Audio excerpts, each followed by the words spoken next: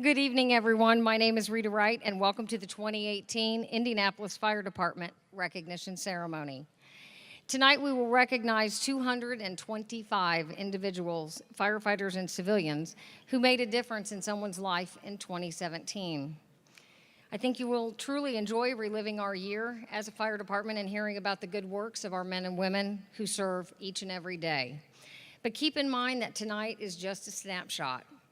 In 2017, IFD firefighters responded to and mitigated thousands of incidents that reflected the power of teamwork, the importance of training, and the ability to maintain composure under extreme stress. As we will show you tonight, these include 10 fire rescues, 4 water rescues, 1 extrication, 4 EMS, along with 3 IFD firefighters and 5 civilians, who will be recognized for their outstanding contributions in the form of community service or their role in an incident. On behalf of the IFD Recognition Committee, thank you for spending the evening with us. We've had a lot of people out with the flu, and we appreciate those of you that were able to make it tonight, coming and spending the evening with us. We also appreciate that many of you brought friends and family with you, because it goes without saying, without a strong support system, we couldn't do what we do each and every day. Please note that the scenarios are listed in your program in order of presentation.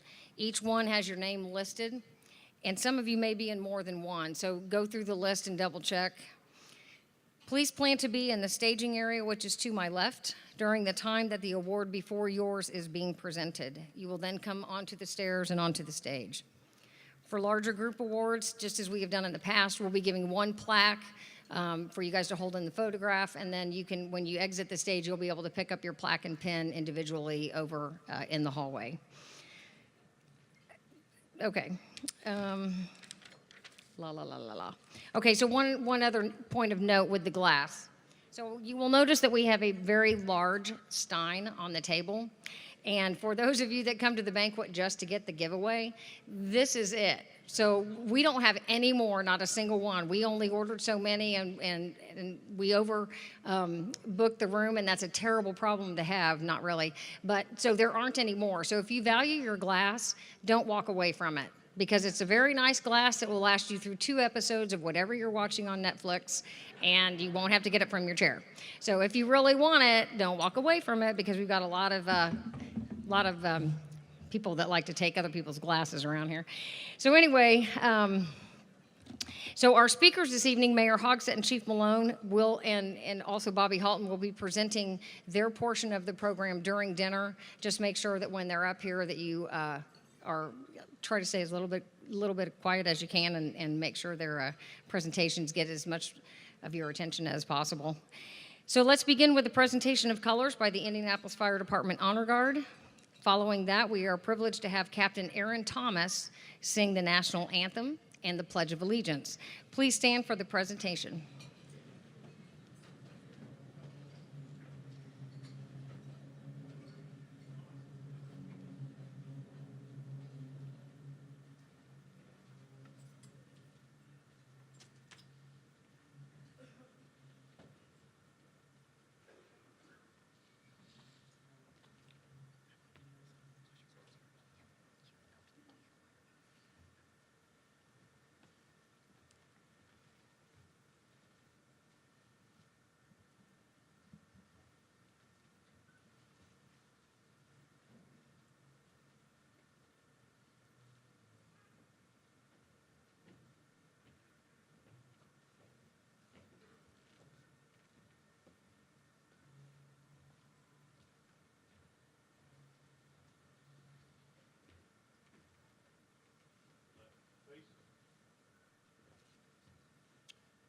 I pledge allegiance to the flag of the United States of America and to the republic for which it stands, one nation, under God, indivisible, with liberty and justice for all.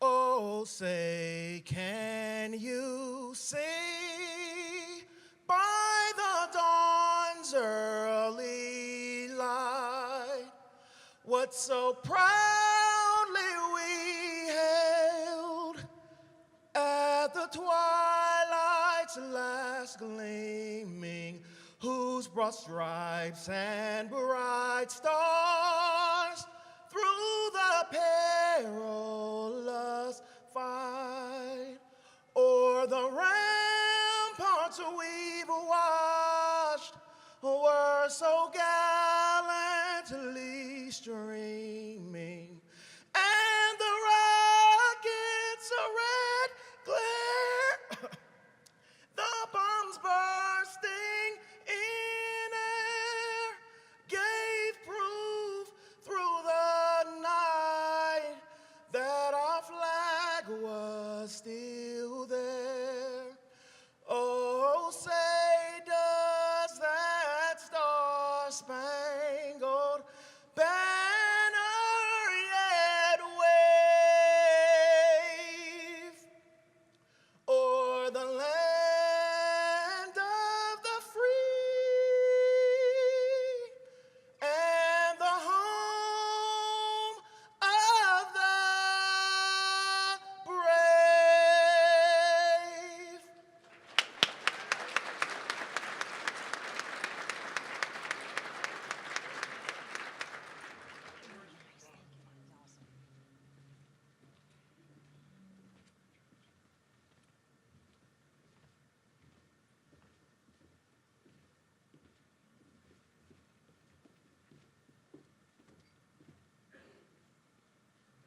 We will now have the invocation by Father John McCaslin.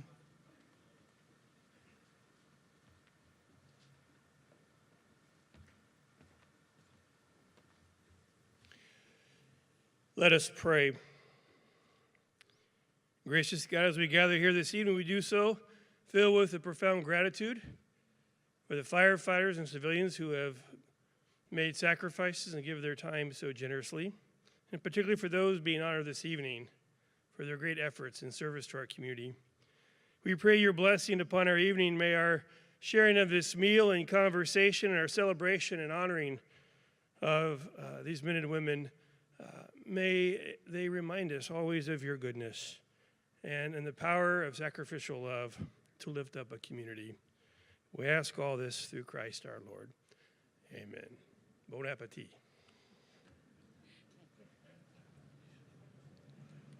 Please be seated and begin eating. Tonight, while you're eating, before we start the speakers, we're going to have the retiree slideshow put together by Joe Hogsett of all the firefighters who retired in 2017. So long, why you gone away for so long? Why don't you just stay where you belong? And then we'd never have to say so long.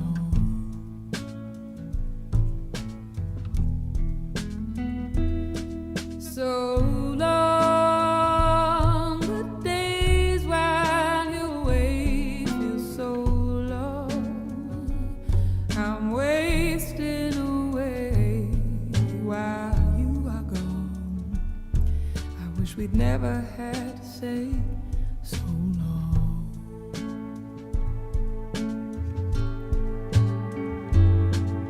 So wrong, you know it always feels so wrong to say goodbye to you for so long. What kind of universe would keep me away from someone that I've loved for so long?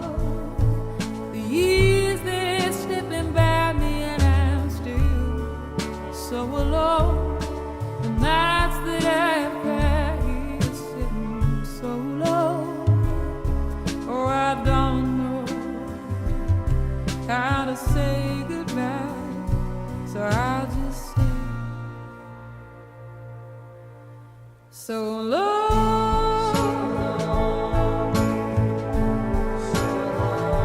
So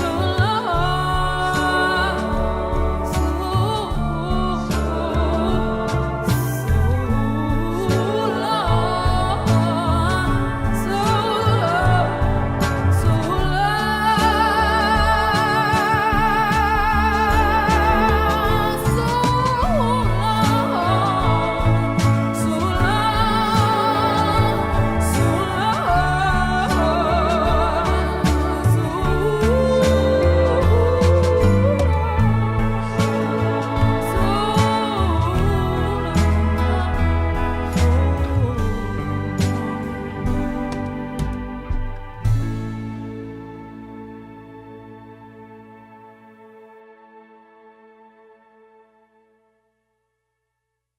Third year in office as the mayor of Indianapolis, and whether hanging out with 35,000 of his closest friends at FDIC, shooting hoops at the annual IFD IMPD basketball game, kicking butt in the Criterium, or being a firefighter badass in Firefighter Ops 101, Mayor Hogsett has spent a considerable amount of time hanging out with Indy's bravest, and by all accounts, knows where the winning is.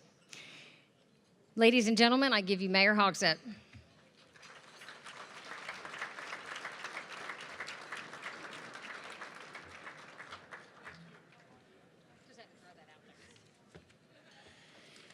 Well, good evening.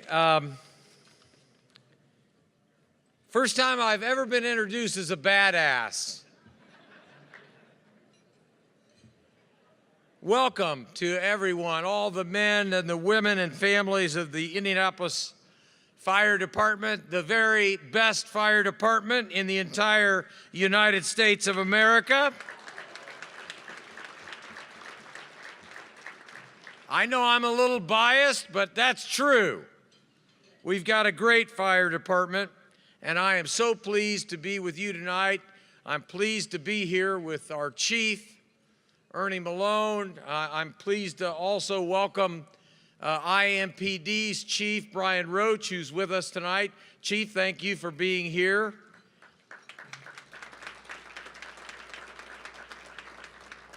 And Rita, I don't know who was responsible, but I do want to thank the scheduling committee for tonight's recognition dinner for honoring the one accommodation that I requested. I made it clear to the committee that I did not want to speak immediately before or after Bobby Halton. So thank you, Rita, for making that dream come true. And we are indeed honored to have the greatest firefighter, Bobby Halton, with us tonight. Bobby, thank you for being here.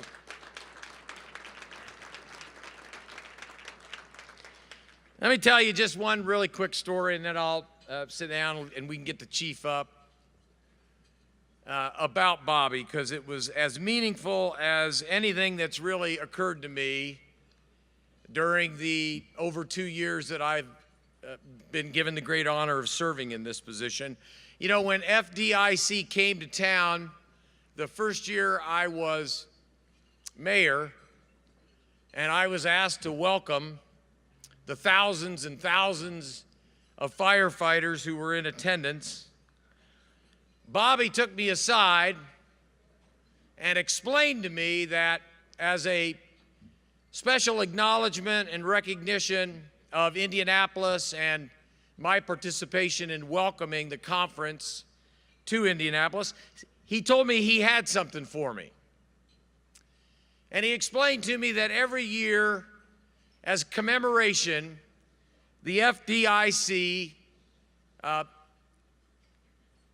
passes out 1,000 challenge coins as commemoration of that year's conference.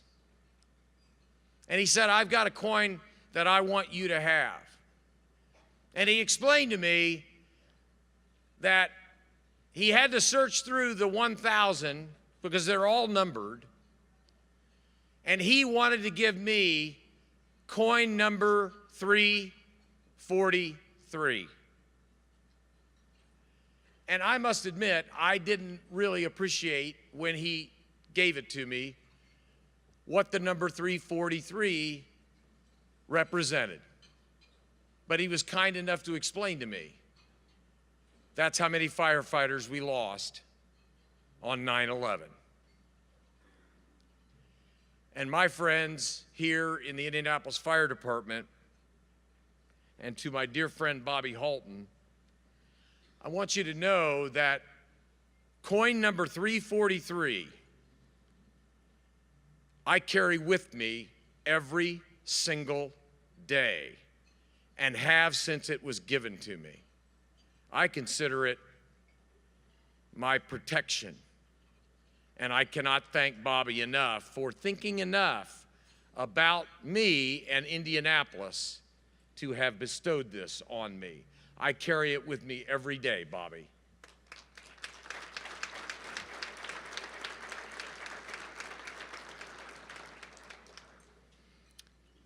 And to all of you who make up the Indianapolis Fire Department, I have nothing but my utmost respect.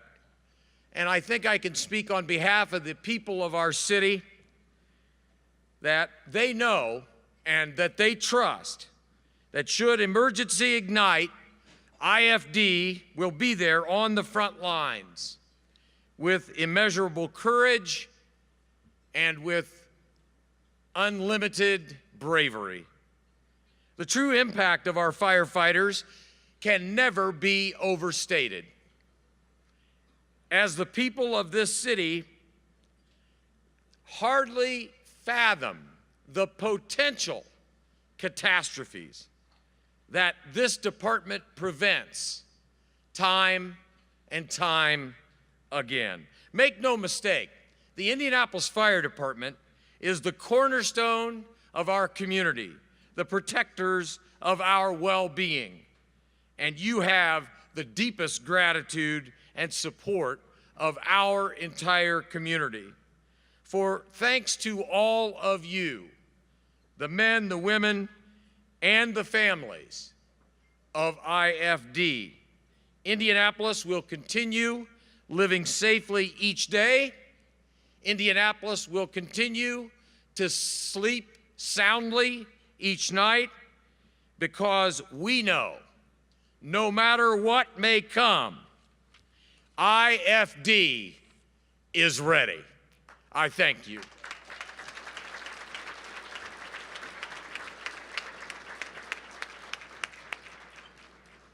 Thank you, Mayor.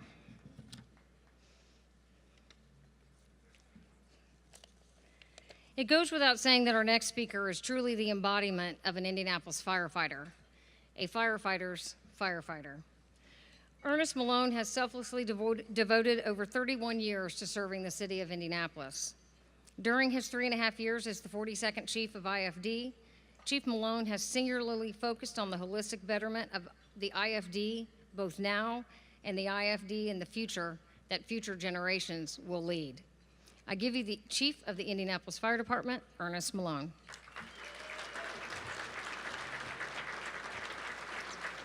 Thank you.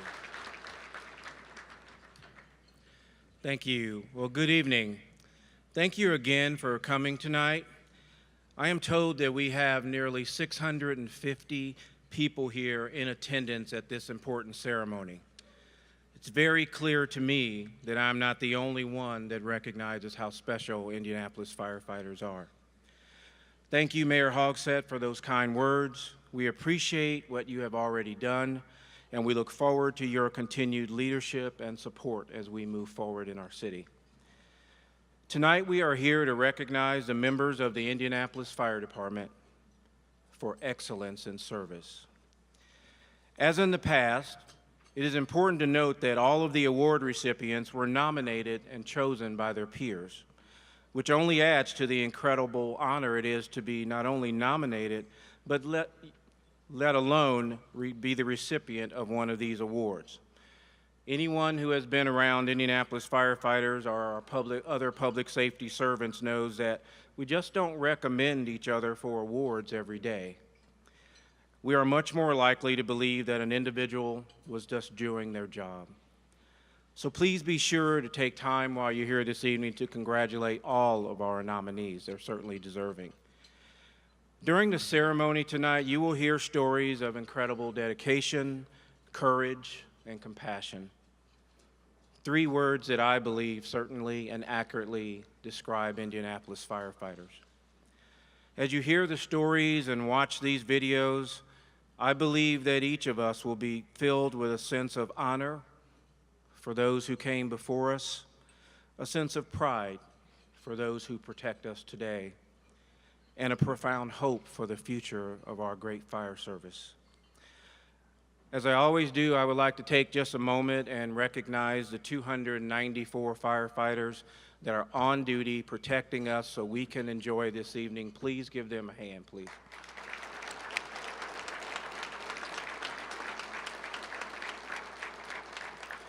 I also want to remind you that every day as you drive through our city, you may pass fire stations and fire equipment.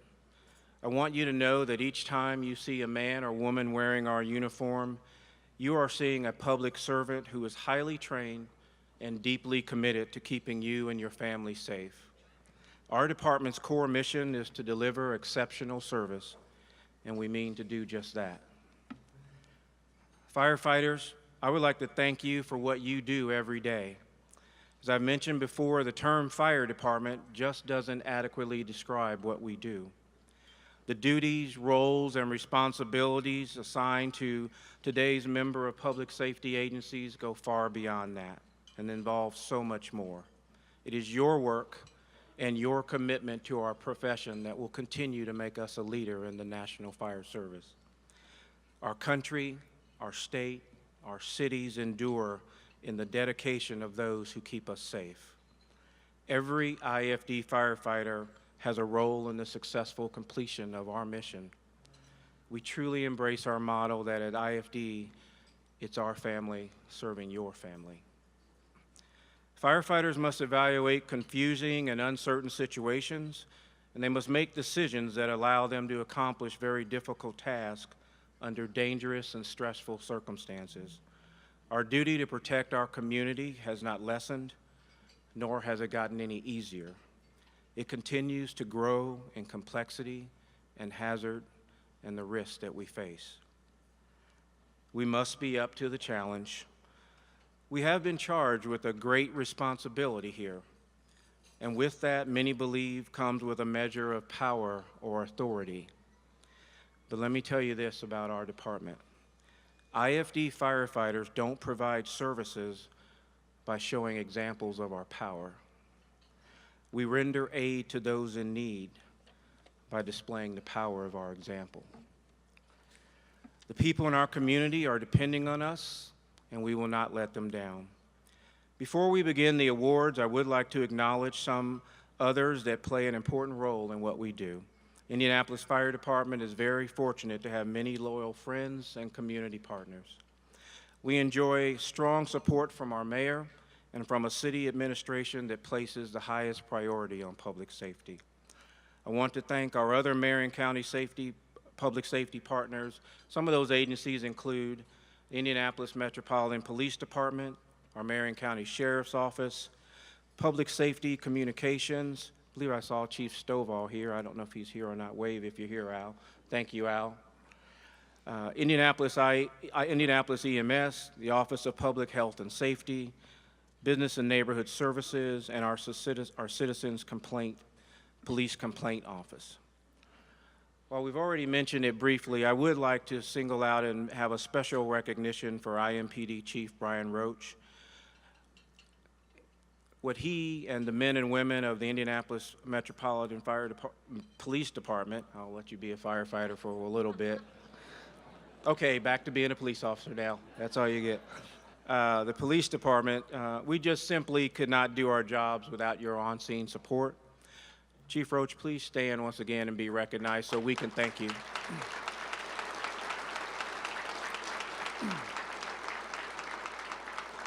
I'd also like to acknowledge the members of the various boards, political bodies, and support organizations that assist us throughout the year.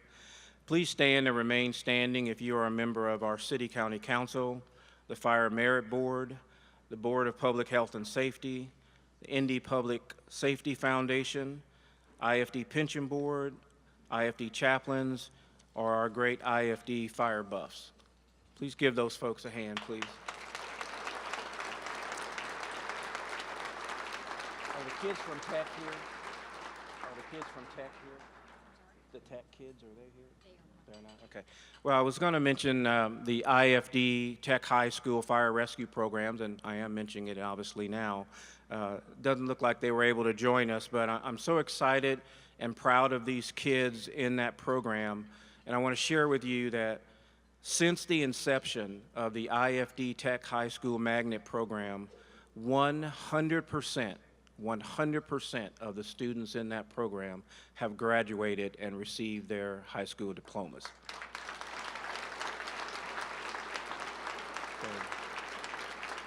Next to our partners in labor, I have a great appreciation for the positive working relationship that we enjoy. And I'd like to recognize them tonight. Our state union officer, I didn't see Tom Hannafy, but he certainly is a great asset to us. I know you don't believe that, but he is. Our officers of Local 416, I believe President Hank Harris was here. He may have had to leave. He's traveling tomorrow. There he is. Hank's still here. Vice President Scott Williams, Treasurer Ron Kowski, Secretary Lance Langsford, and our IFD District President Carlos Soto. Thank you.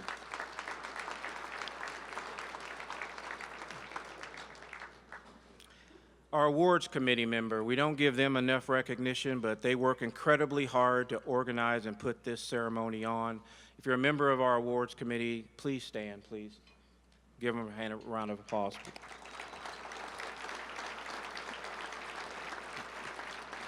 Okay, we're finishing up here, but I do want to recognize again to our partner, to our brother, to our friend, Chief Bobby Halton. We are honored to have you here tonight. You are truly a member of our family, and I thank you for being here, sir. Thank you to all of our sponsors, which obviously this ceremony would not be possible without their support. The last two groups I would like to acknowledge are first our civilian employees. They certainly go under the radar to many, but not to me. With all IFD civilian employees in attendance, please stand. I want you folks to know that without our civilians, we simply could not.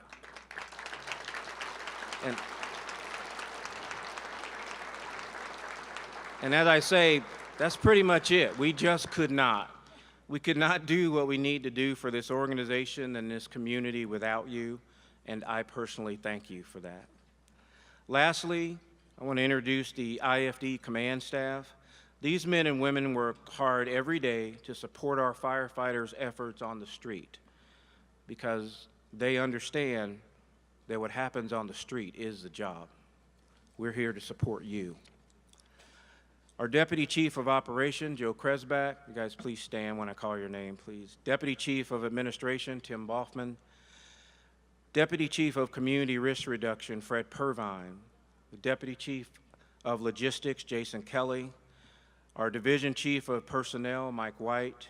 Division Chief Health and Safety, Kevin Crawley. Our Director of Media Relations, Battalion Chief Rita Wright. Our Battalion Chief, Chief's Executive Officer, Chief Ron Marks. Please give them a hand if you would, too.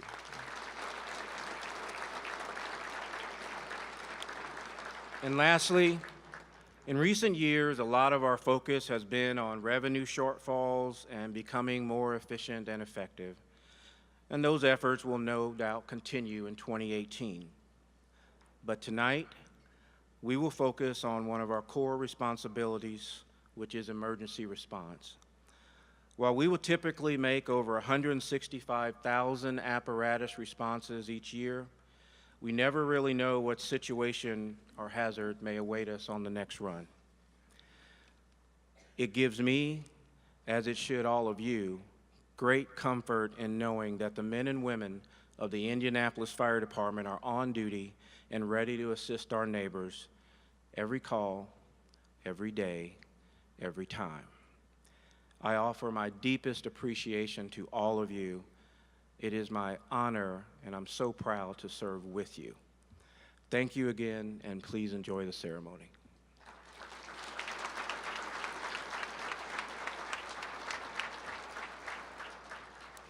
Thank you, Chief Malone.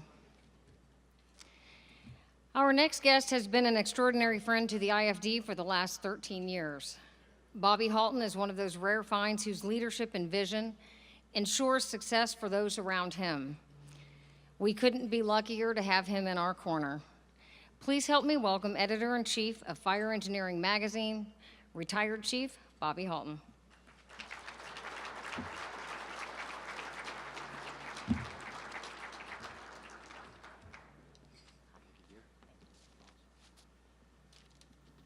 Well, it's always a tremendous honor to be here, and in hopes for brevity, I was going to go right to the award, but the mayor left me no alternative. You know, I always enjoy giving the mayor a bit of a hard time, and to God's honest truth, he's the only politician I follow on Twitter, and I keep trying to find a reason to not like this guy, but he keeps thwarting me at every attempt. So he's truly a tremendous advocate, not only for this city, but for firefighters in general, and he's just a tremendous human being, and you can see it, the joy that he has in being at these events, the joy that he has on Twitter, whether it's with school children, whether he's at the opening of a car dealership. He's just everything Indianapolis could hope for in a mayor, and it truly is a wonderful pleasure to always see you, and I think that this city couldn't be in better hands.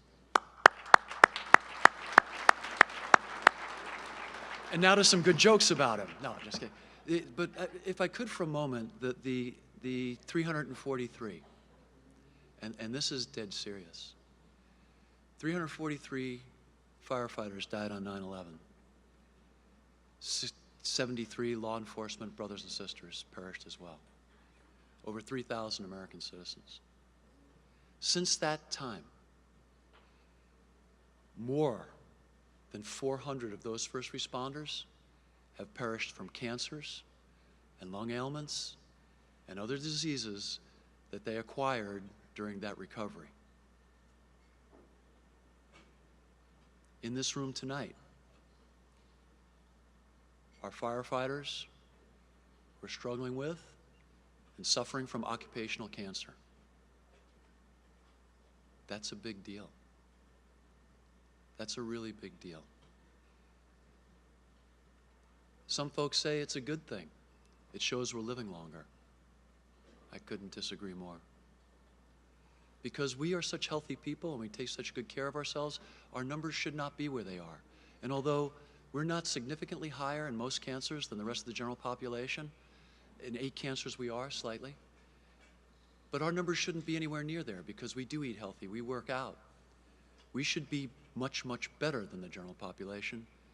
And yet, men and women at practically every table you're sitting at tonight are dealing with some form of occupational cancer.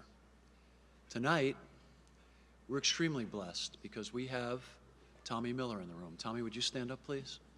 The IAFF, stand up, please.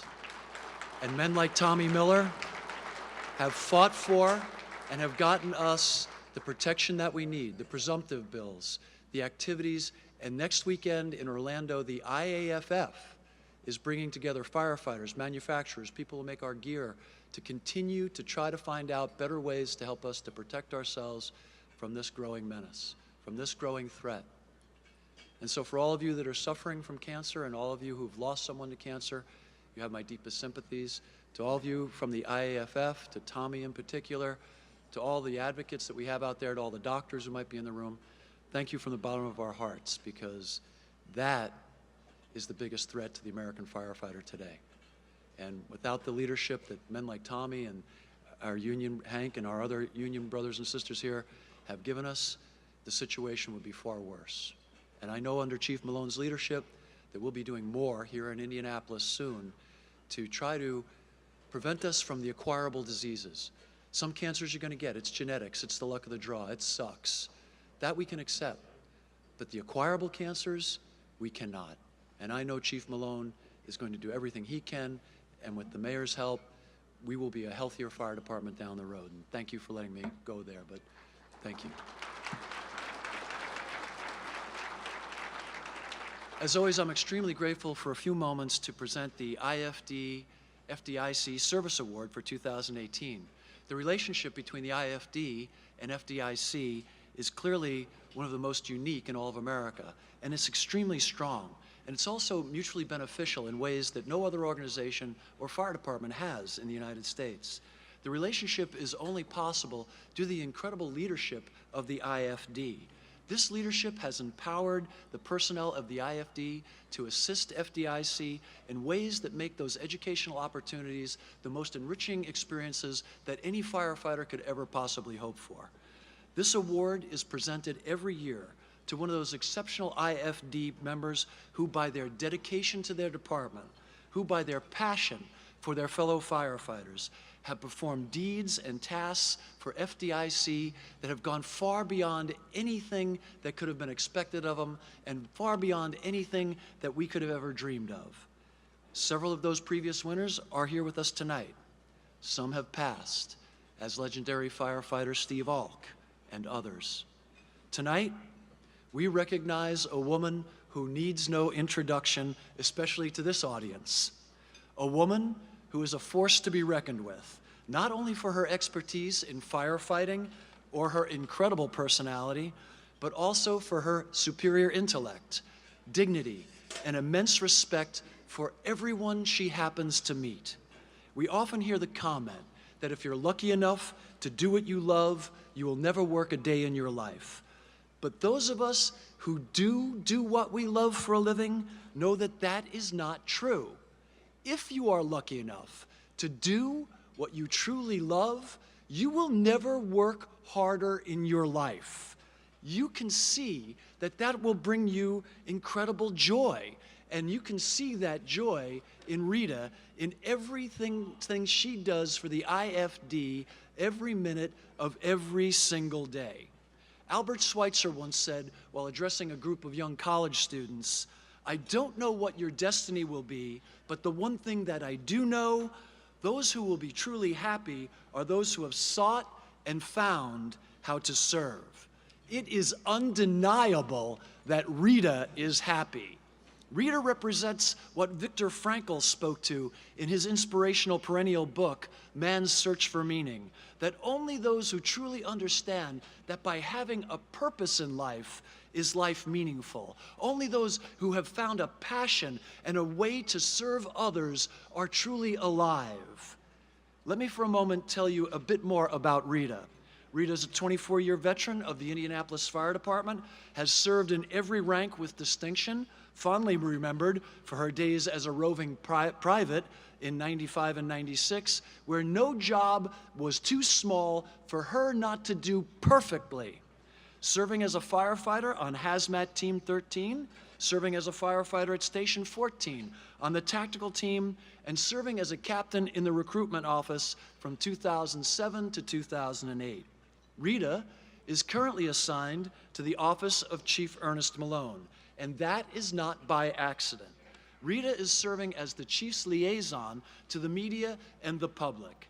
And although it is undeniable that Rita is a versatile media professional with incredible and undeniable expertise in almost every aspect of firefighting and almost every aspect of media, she is also gifted and an incredibly talented interpersonal communicator. She is dynamically competent with social marketing, event planning, social media, and broadcast media. But that is not what makes Rita Reith invaluable, unique, or literally one of a kind. You see, most of us believe that everyone else in the world sees the world exactly the way that we do. We all believe that everyone sees the world the same way we experience it. That has been called the reality fallacy. Seeing the world differently is common. That we all share a common vision, nothing could be further from the truth. Every single one of us sees the world through the lens of our experience, our education, our background, our gender, our age, and literally thousands of other filters.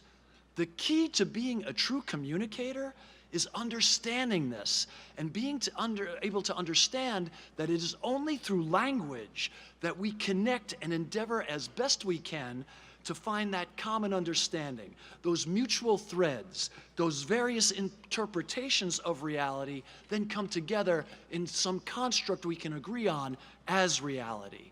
The truly gifted among us, the truly exceptional among us, like Rita, can use her command of language to help us all see exactly what it is we need to see in that reality, in that moment, understanding its value, its context, and how it fits into our lives and makes meaning for our community and for our purpose in that community.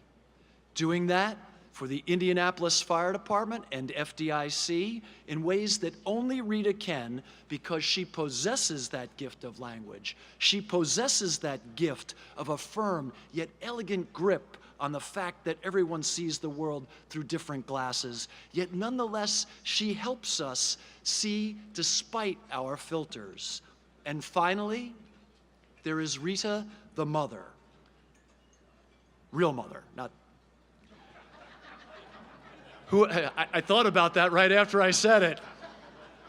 Damn. Who has raised two of the most charming and engaging women that anyone could ever hope to meet. They are quite literally the type of girl that you hope your son would bring home someday. They are the type of woman you hope would raise your grandchildren. They are the type of woman who you would be proud to work for and be associated with. And then there is Rita, the person, a deeply religious, a beautifully kind, and amazingly talented and ferociously inspired role model for all of us who would someday be like to be known as Rita is known, as a firefighter's firefighter. Ladies and gentlemen, it is with deep gratitude and tremendous respect that I present to you the 2018 IFD Service Award winner, Chief Rita Wright.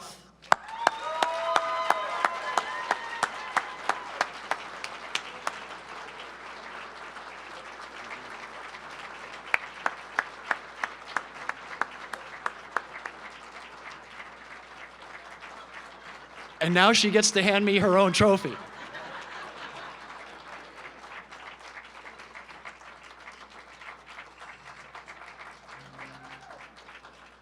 Hope you all enjoyed your dinner and the awesome work by Antonia and her staff. Let's give them a round of applause for the great meal.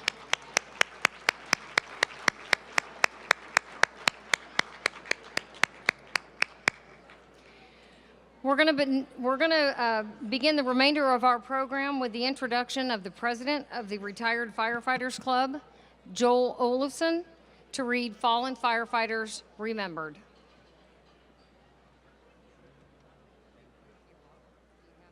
Yes, I do. Good evening. Fallen firefighter remembered.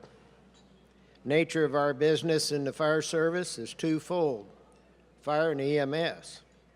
Firefighting has been said to be one of the most dangerous jobs in the world, if not the most dangerous. Keep in mind, every time we answer an alarm in an emergency vehicle, we are risking our lives. For us, we never know what's waiting for us around the corner, behind that door, or inside that window. The words we dread to hear are possible entrapment while on the way to an alarm. We run into people's houses we don't know, trying to make that rescue or put out the fire. Sometimes it's a rescue, sometimes it's a recovery. But whatever it may be, we risk our lives to serve the public. Sometimes it's the ultimate sacrifice of our own life trying to save the life of another. There are awards given here tonight for actions that were extraordinary and above and beyond the call of duty. In the Holy Bible, Book of John, chapter 15, verse 13, Jesus said, "Greater love has no one than this, that a man lay down his life for his friends." Let us never forget the fallen firefighter.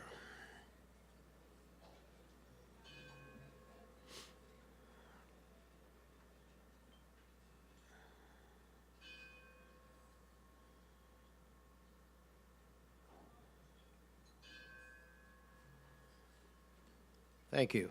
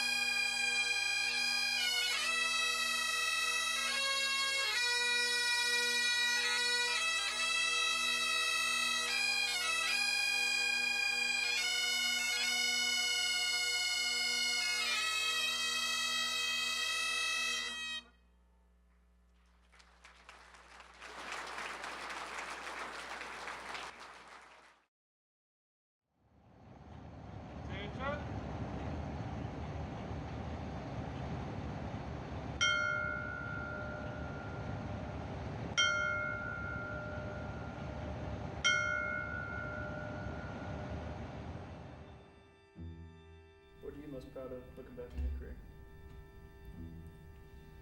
I think just being able to say that that's what I did for a living, that I raised a family on doing something that I loved, being able to get up in the morning and look forward to going to work and not dreading it.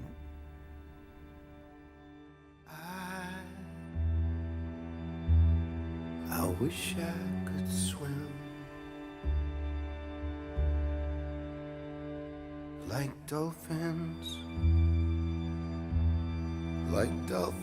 can swim, though nothing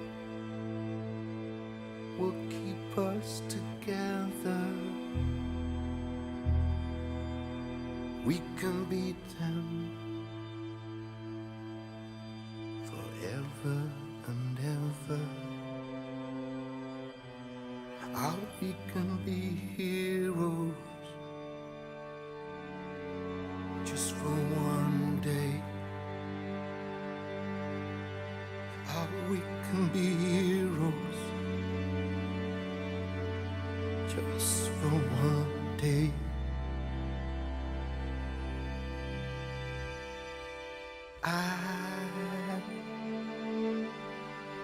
I will be king,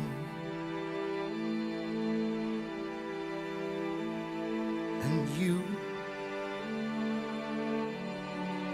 will be queen. Though nothing will drive us away,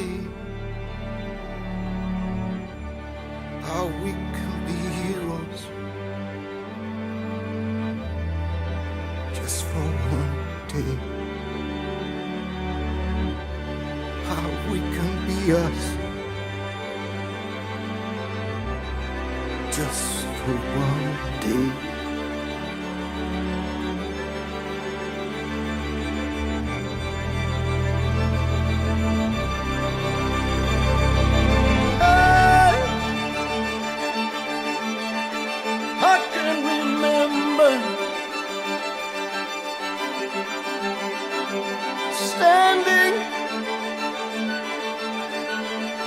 Standing by the wall,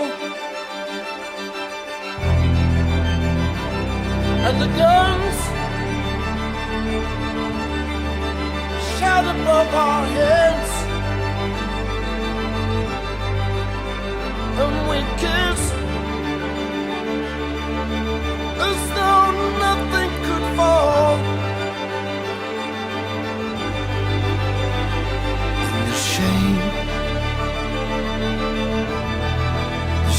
is on the other side.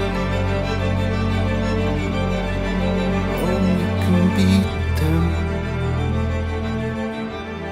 forever and ever,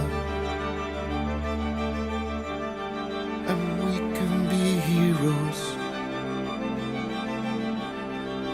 just for one day.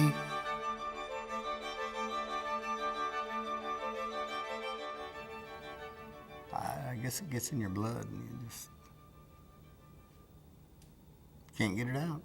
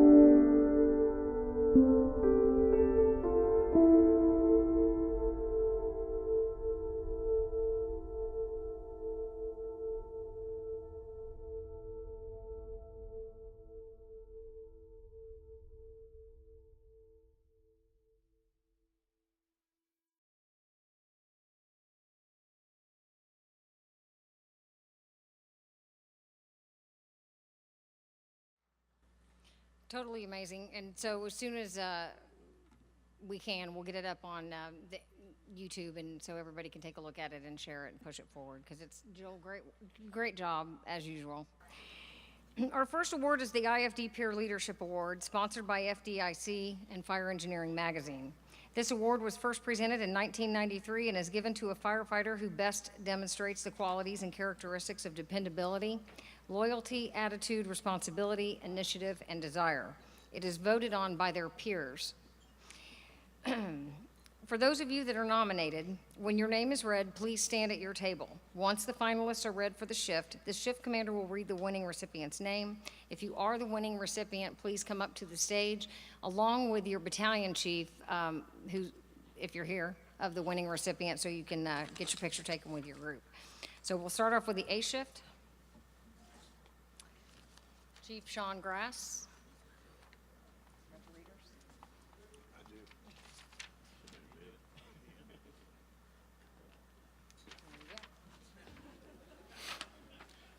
The A-Shift Peer Leadership nominees are Nick Holcomb from Battalion 1, Chad Hadley, Barry Riddle, Chris Lytle, John Stewart, Todd Kirkham, and Marty Roberts. And the A-Shift Peer Leadership nominee winner is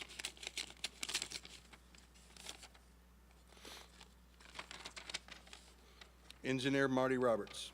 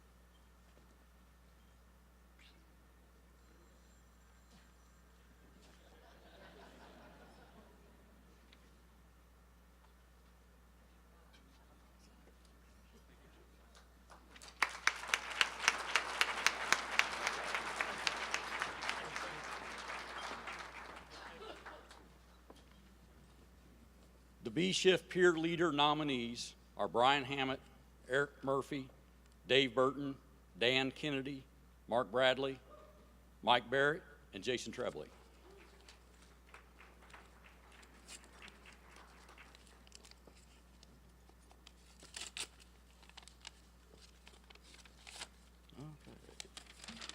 And the recipient of the B-Shift Peer Leader Award is Lieutenant Brian Hammett. Congratulations. So Chief Longrich, if you could come up also. Yeah.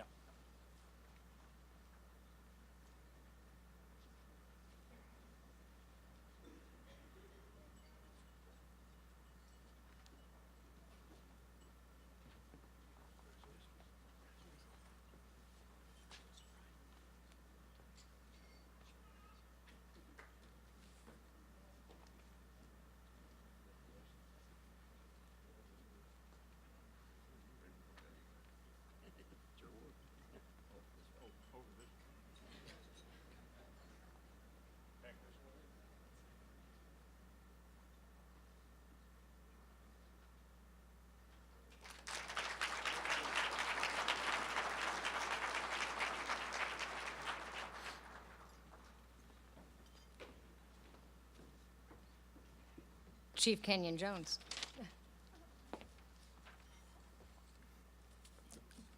Okay, the C-Shift Peer Leader nominees are Joe Webb, Dennis Yoler, Chris Moran, Marilyn Zahner, Nick Childers, John Kitley, and Steve Johnson.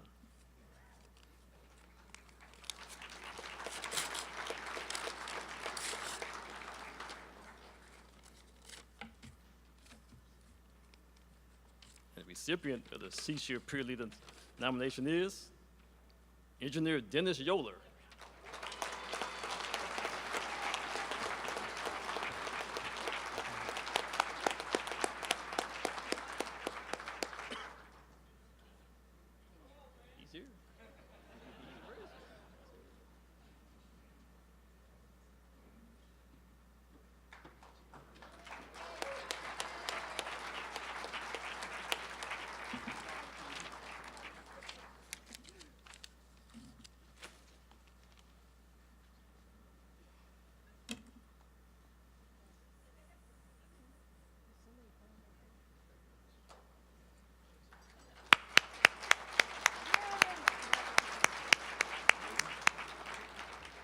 Congratulations to the recipients, and for those of you that did receive that award, the box to put it in is at the check-in table, so you can get it before you leave, so you can carry it home.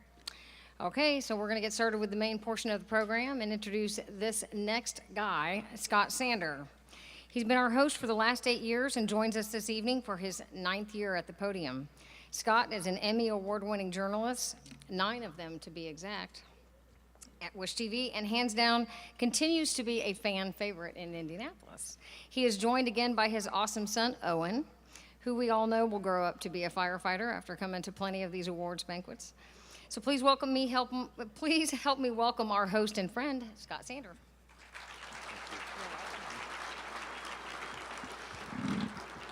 Yeah, thanks, Rita. So Owen came for the first time 3 or 4 years ago, and at the time it was a great red coffee mug, and he wore it out with hot chocolate, so much so that the crest has started to fade. So we were eager this year, and he's 13, and there's a giant beer stein on the table.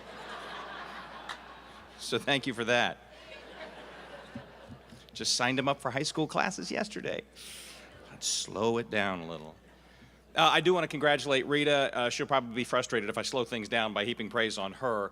I want you in the room to know, though, that while she's on the TV a lot, she has your back. So over the years, she and I have developed this sort of text back and forth. When something wonderful happens that you all pull off, I'll be like, January, ? And she says, already on it. So we're always thinking about these scenarios.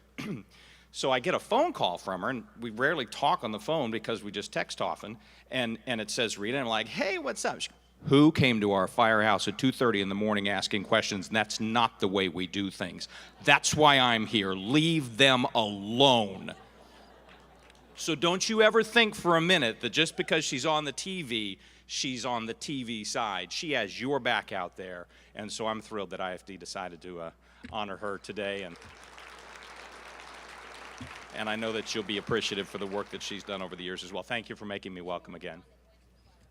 I was not the one that went to the firehouse at 2:30, and I refuse to give up my sources as to who it was. Let's honor some great work here tonight. I believe Chief Malone and Mayor Hogsett, if you have a moment, we'll have you come up and help deliver the awards. Mayor had other work to head out to do. Chief can handle this. As I call your name, please come forward.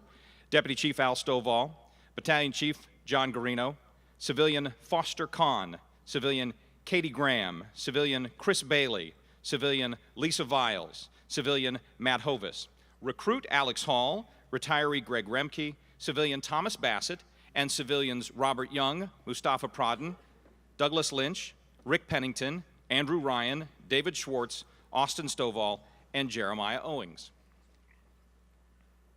We begin with them this evening for a reason. This group of techie superstars is the team behind the front line. Under the direction of Deputy Chief Al Stovall, these 17 members of the Public Safety Communications are responsible for making sure that dispatchers and frontline police and firefighters get the right information for every response every time. Every story you hear tonight started with this team. No small daily agenda for these team members. They're responsible for providing the hardware and the applications for the radio system, 911 telephone system, computer-aided dispatch, CAD calls, firehouse alerting, paging, maintaining all the databases for those systems. The infrastructure they maintain includes 11 different tower locations in Marion County and hardware at most of the different public safety facilities you may not even be aware of. Their work supports the Marion County Sheriff's Office, 911 Public Safety Answering Point, IFD Communication Center, Indianapolis Airport Communication Center, City of Lawrence Communication Center, Town of Speedway Communication Center. Services also include a 24-hour customer service desk, a GIS mapping service, records maintenance, and all they serve more than 100 agencies with over 10,000 customers in a very advanced 21st century technologically complex, computer-based global world. The dependence on technology to function in our jobs is immense. It changes constantly, and it's their job to get it right. The team at PSC is fully committed to maintaining the current technologies and embracing new ones, which is tough for the rest of us, but they get that done as they become available. We can't thank you enough for your dedication, innovation, forward thinking, and commitment. So Public Safety Communications, we award you the IFD Public Safety Service Commendation.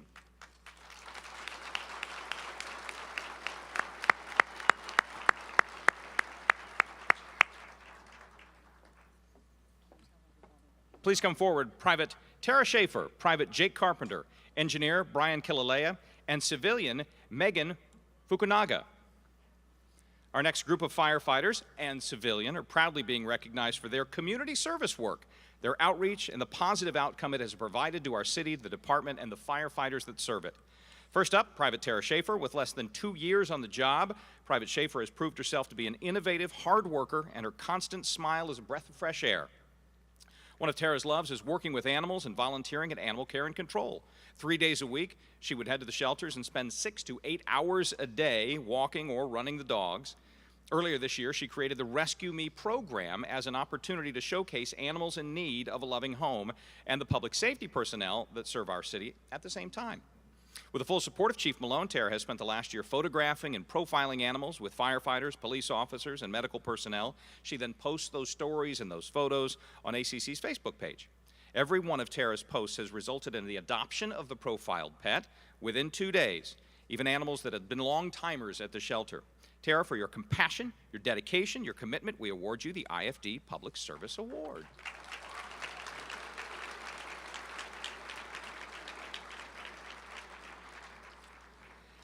Our next recipient, Jake Carpenter, a second chance at life, brought about a partnership with the Martin Luther King Community Center and the opportunity to have a lifelong impact on a future generation. March of this year, Jake stopped by the center out of the blue and asked how he could help. What led him there? A sense of concern and noticeable need that even Jake says the magnitude of he did not quite understand. Since Jake stepped through the doors in March and rolled up his sleeves, the center has received new carpet, a refurbished teen center, a new basketball goal, and a hand-painted court. His outreach has raised funds through his connection of IAFF Local 416 and a personal Facebook page and an application to the Colts for the summer program funding. Jake has a positive and innovative light, offering hope to those who may not otherwise have it. He's truly a mentor to the kids and families who attend the center every day. Earlier this year, my buddies at the Wish Patrol honored Jake for his efforts and surprised him at an Indians game. Jake, for your selfless contribution to our city and dedication to the IFD, we award you the IFD Public Service Award. Is he off doing good work somewhere?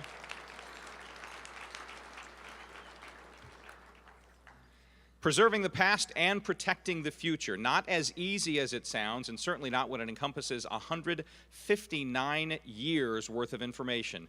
For engineer Brian Killalea and civilian Megan Fukunaga, this labor of love has not only preserved our history, but also allowed us to share it with a grateful city and national audience. Since being assigned to the Union Hall project in 2013, Brian has sorted and scanned and documented and archived and detailed over 5,000 items for the Indianapolis Firefighters Museum digital archives. In 4 short years, he has used his 28 years of experience in the IFD front lines to connect 159 years of history that includes a knowledge of the city, IFD stations, apparatus, incidents, and personnel. As a result of his knowledge, Local 416 and the Firefighters Museum now enjoy the most comprehensive firefighting digital archive in the world.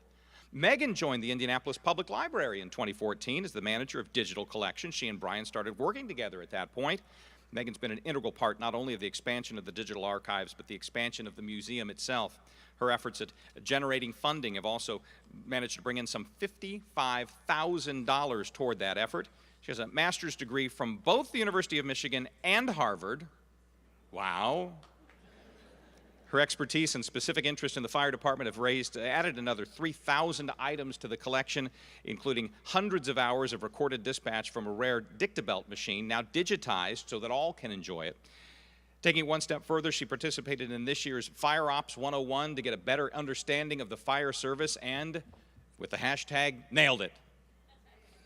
Megan, for your dedication and commitment, we award you the IFD Citizens Commendation. Engineer Brian Killaleo, we award you the IFD Public Service Award. Thank you both.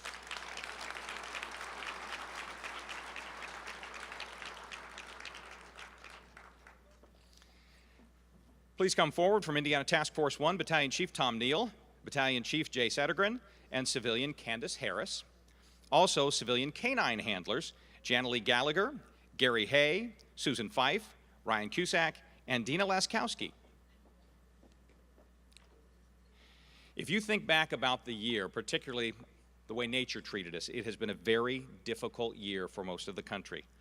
Mother Nature has taken us to task, tested our ability as first responders to withstand hurricanes, wildfires, tornadoes, flooding, sometimes all in the same storm. Through all of it, the teamwork needed and displayed by first responders across the nation reminds us that we are all stronger together. The devastation dealt to families in California, Texas, and Florida should serve as a grim reminder that none of us should take for granted our home, warm beds, electricity, food, the ability to keep our families safe without depending on the good graces of others. We are fixers, helpers, protectors. Leading the way has been Indiana Task Force 1. Representing the 200 members of Task Force 1 are Battalion Chief Tom Neal, Battalion Chief Jay Settergren, and Administrative Assistant Candace Harris. Task Force 1 is comprised of emergency responders and civilians from across the state. They have specialized disciplines in technical rescue, search, hazardous materials, medical, logistics. Earlier this year, members of the task force were deployed back-to-back as multiple hurricanes hit the United States and Puerto Rico. Members then used their skills in areas devastated by Harvey and Maria to provide equipment, food, fuel, search and rescue, medical assistance, damage assessment. At the helm of the remarkable group of first responders, Neal and Settergren have kept pace with the needs of citizens in Indiana and across the United States without fail. And with Candace keeping things on track at the headquarters, personnel assignments have been expertly utilized by each member's skills to provide outstanding response and care for those devastated in many cases by tragedy. Tragically, Jay's family suffered their own loss. His 17-year-old son, Riley, was killed in an auto accident in July. But with the support of Task Force 1 and the firefighter family surrounding them, now reaching out to care for them, Jay and Tom never missed a beat, even through all of that difficult time. We could not bring all 200 members of the task force here tonight. We do want to zero in on Indiana Task Force 1 civilian canine search teams. Handlers Janalee, Gary, Susan, Ryan, and Deanna are some of the most dedicated first responders you will ever meet, and they don't get paid a dime for training or when requested on a run response, such as a missing child, a homicide. The dogs, Orion, Arrow, Blitz, Risk, and Virgil, and the handlers train 60 to 100 uncompensated hours a month. And when deployed through FEMA as part of Indiana Task Force 1, they do receive a predetermined FEMA rate, but must take vacation days from their day jobs in order to deploy. Their dedication to the mission of the task force is often understated. It easily gets lost in the big picture of the mission. Working in partnership with Urban Search and Rescue, dive and top water teams, IMPD, and DNR, the dogs provide valuable, reliable information, allowing search teams to focus on isolated areas to provide more direct and effective search. Utilizing minimal time with maximum results, Task Force simply could not broadly succeed without those specialized services of the canine handlers and dogs. And as we, a city, state, and country, have been so served by you, we are very grateful for your service. Tom and Jay, for your dedication, we award you and all the members of Indiana Task Force 1 the IFD Public Safety Service Certificate of Merit. Candace, Janalee, Gary, Susan, Ryan, and Deanna, for your selfless dedication, we award you the IFD Public Safety Service Commendation.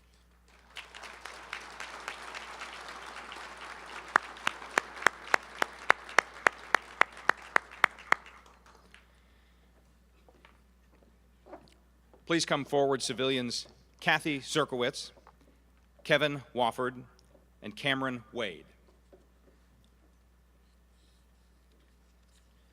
We'll start with Kathy Zerkowitz. Never expected to jump into a freezing pond and rescue 2 children, 12 and 9 years old, but she did. It was November 14th, 4 in the afternoon. Kathy's a parent helper at MTI School on Cold Springs Road. She heard 2 children screaming for help and ran toward them. They were in a nearby retention pond and definitely in trouble.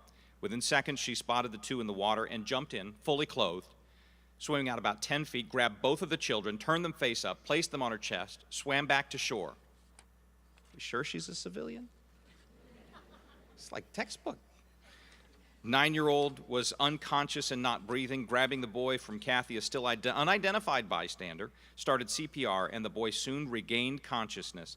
Both children are alive and well due to Kathy's heroic actions. Kathy, for your heroism, we award you the IFD Citizens Commendation.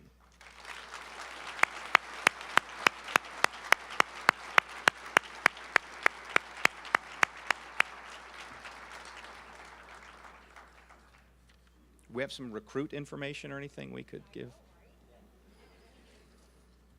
Kevin Wofford and Cameron Wade are credited with saving 6 people from a burning home at 938 LaSalle Street. Shortly before 2 o'clock in the morning on April 8th, the men who were just walking by heard a woman screaming as they passed the house. They looked up and saw a 33-year-old hanging out the window with a glow of fire right behind her. They ran over, helped her jump to safety. Once secured, they began knocking on doors and alerting the other residents to safety. All 6 lives were saved. They are uninjured and alive that day due to their quick action. So Kevin and Cameron, for your selfless efforts, we award you the IFD Citizens Commendation.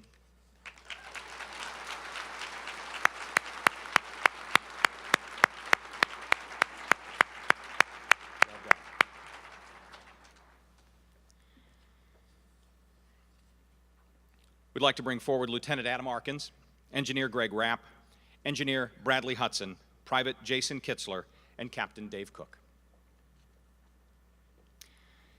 Engine 8, while on the way to a nursing home building, a walk-through at 46th and Binford, Engineer Hudson spotted a body in the road. A motorcyclist headed west on 46th Street and made contact with a small SUV, lost control, and crashed. He and his bike were on the side, clearly visible in the intersection. The crew diverted from the original destination, reported the accident to 911, and requested additional resources from nearby Squad 10. Upon arrival, they found the man in grave condition with extensive injuries. Immediate assessment of the crew by Engine 8 determined the man had been a critical head injury and had not been wearing a helmet when he crashed. Initiating immediate care, Engine 8 worked to control the bleeding and establish an airway. Upon Squad 10's arrival, ALS care was established. The 2 crews worked together to package the man for emergent transport to Methodist. Paramedic Arkin jumped in the back of IEMS Medic 12 with Kitzler driving. Their immediate and quick thinking efforts gave the man the best chance at survival. Sadly, he did pass. But firefighters, for your quick thinking and ability to work together as a team, we award you the IFD Unit Commendation.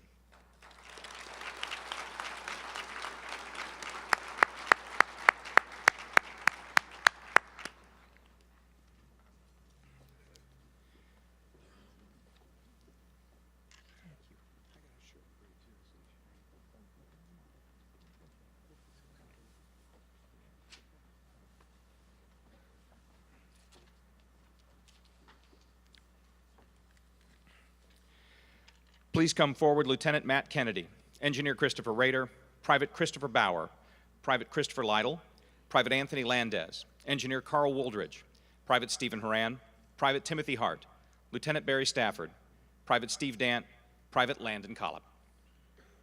A crew's ability to mitigate a situation is often told by the time that it takes to do it. When dispatched on a run, the responding apparatus is given the information as told to the dispatcher, which allows them to develop a mental picture and plan while on the way. However, as often is the case, the information doesn't tell the whole story. Originally dispatched as a typical PI accident, Engine 41 and Medic 41 responded to 12th and Midhofer, 11:30 in the morning, July 4th. What they found was 2 cars involved in a head-on collision. 3 patients. 1 was entrapped, 1 had a head injury, 1 was in full cardiac arrest. Engine 41 immediately upgraded the incident, asked for additional resources and an extrication task force. Working together, the team did a rapid assessment of all 3 patients, established CPR on the cardiac arrest. TAC 43 arrived and conducted a driver's side blitz, removing the entrapped patient. The driver of the second car, the one with the head injury, was removed and packaged for transport. Total time, 19 minutes from the original dispatch for the incident to be assessed, upgraded, 3 patients to be treated, including a full cardiac arrest, extricated, removed, packaged, and transported. You can't get through a grocery line in that time. And they did all that. Job well done by these crews. Firefighters, for your teamwork, decision-making, and dedication, we award you the IFD Unit Commendation.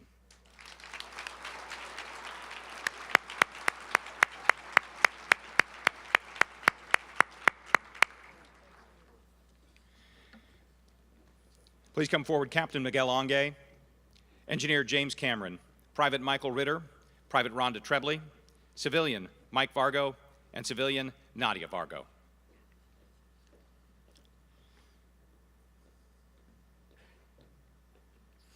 November 7th, 2017. 6-year-old Nadia Vargo was critically injured by 2 Rottweilers. Nadia was very familiar with the dogs and was allowing them to sniff the back of her hand when the dogs turned aggressive. They quickly attacked her. Upon noticing, her mom called 911 and the crew of Engine 53 responded. Dispatched to 5709 Five Points Road, and based on the information dispatchers gave them, the crew knew this could be a volatile situation with the unpredictability of the dogs. Upon arrival, they were immediately notified by the despondent mother that the dogs were still attacking her daughter, and that she told them where she was located. Donning their turnout gear for protection and Private Ritter carrying an axe, they approached the animals, still hovering over Nadia. Utilizing the axe and establishing a strong, loud, defensive posture, Ritter was able to distract the dogs long enough for Onge to run in and grab Nadia. The animals, who fell for the distraction, did not wait long to react in anger and quickly became aggressive to the crew. Working together, the crew of Engine 53 risked their own safety, grabbed Nadia, got her to the ambulance. Once inside the ambulance, the firefighters began controlling the bleeding, bandaging her wounds. Medic Tremblay began implementing life-saving ALS care. Nadia was extremely critical. She had severe injuries to 90% of her body. She spent the next 30-plus days at Riley.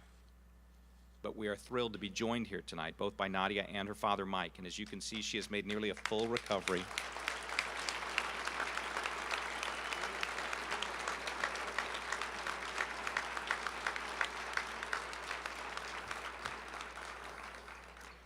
Michael is an 8.5-year veteran of the Army. He is deeply grateful for the quick actions of the crew in saving his daughter and knows without their quick actions, this might have had a very different outcome. Engine 53, for your quick actions and selfless dedication, we award you the IFD Unit Commendation.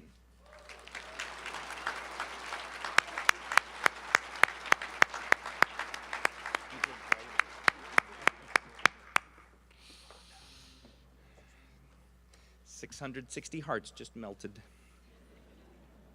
Stay here, firefighters. Captain Michael Onge, Engineer James Cameron, Private Michael Ritter, joined now by Private Lee Wadlington. For this incident, we're keeping the same crew but switching out the backstep. February 17th, the crew of Engine 53 was dispatched to 3200 South I-465 northbound lanes just after midnight. While on the way, the crew was advised of a possible double cardiac arrest with a bystander CPR in progress. Upon arrival, they found a single car PI with 2 heroin overdosed occupants, both in cardiac arrest. Captain Onge immediately requested more resources. The crew pulled both patients out of the car onto the interstate. Working without the protection of blocking, the crew started initiating life-saving care while compromising their own safety on the very busy interstate. Cameron and Wadlington initiated CPR and worked on the male patient, while Onge and Ritter initiated CPR and worked on the female. Both occupants were in their 20s and were frankly in grave condition. After several rounds of CPR on each and the administration of Narcan to both, they regained consciousness within 8 minutes of arrival and prepared for transport. Wadlington drove Medic 57 with Ritter driving 53, both emergent to St. Francis South. While both the occupants survived due to the quick and aggressive actions of this crew, the run serves as a representation of the crisis that firefighters face throughout the city in the service district. Overdoses while driving have become something of a norm and not the exception. And without a doubt, it is a community issue that we face at every station, every shift. Engine 53, for your ability to work together in quick action, we award you the IFD Unit Commendation.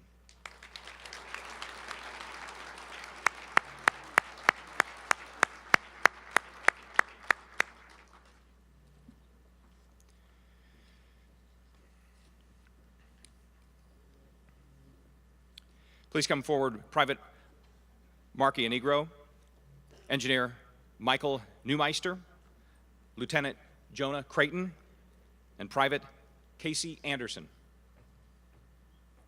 September 17th, crew of Engine 8 dispatched to 4219 Winding Way on an alarm run. While en route, additional information was given to the crew and the alarm upgraded to a residence fire. On arrival, the female occupant told firefighters there was a fire in the basement and her handicapped brother was still inside and upstairs. Lieutenant Creighton marked the incident a working fire with confirmed entrapment. The crew worked quickly to establish a supply line, an attack line, and conduct an aggressive rescue. Encountering heavy black smoke inside the home, Anderson placed a hand line between the staircase and the basement while Ianigro and Creighton ran up the stairs and located the man in one of the bedrooms. Working together, the two picked up the man, carried him down the stairs and outside to medics awaiting outside. The man was transported emergent for smoke inhalation but has since made a full recovery. Engine 8, for your quick actions and the ability to effect a life-saving rescue, we award you the IFD Unit Commendation.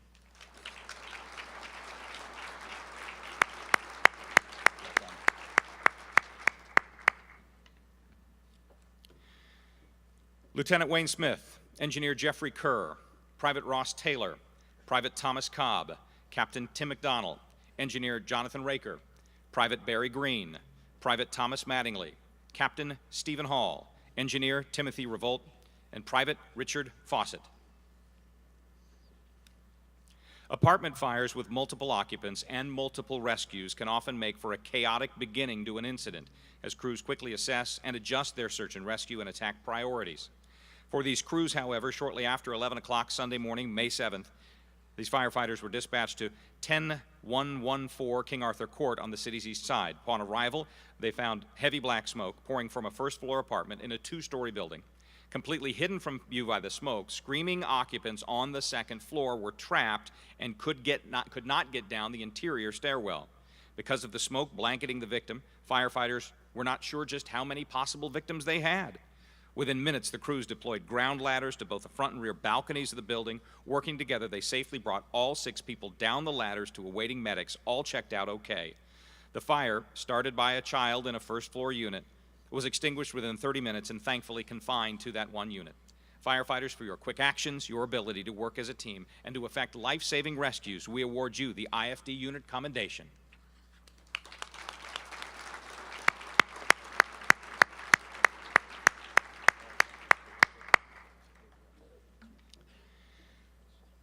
Please come forward, Privates Brian Brock and Mike Green.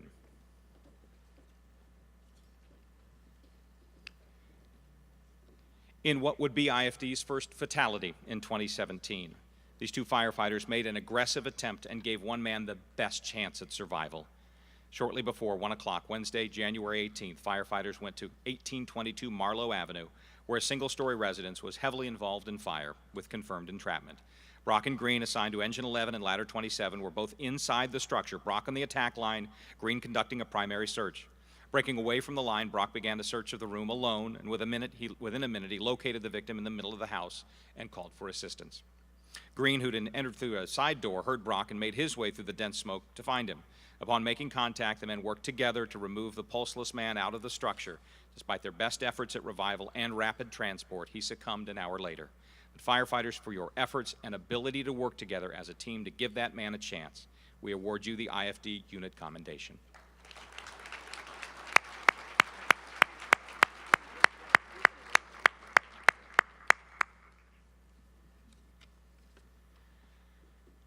Lieutenant Michael Buchanan, Private Donald Clark, Private Michael Scott, Private Samuel Valentine, Lieutenant Robert Stappert, Private Charles Lawless, Private Adam Bizantz, Private Jared Doherty, and Lieutenant Michael Stewart.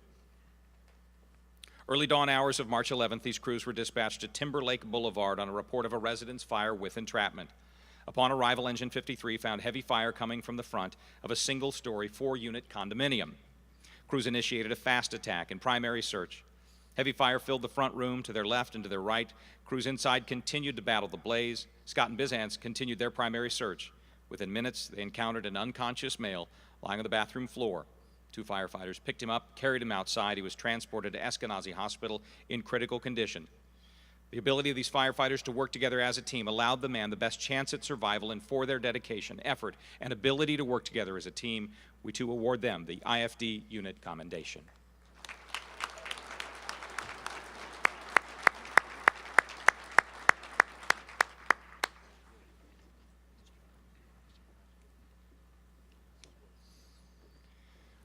Please come forward, Lieutenant Bernie Mickler, Engineer Jason Smith, Private Mark Bradley, Private John Kinzer, Lieutenant Todd Courtney, Engineer Mike Winterhalter, Private Brian Green, Private Clinton Seal, Private Luke Childers, Lieutenant Joshua O'Brien, Engineer Nathan Tucker, and Lieutenant Joseph Snepp.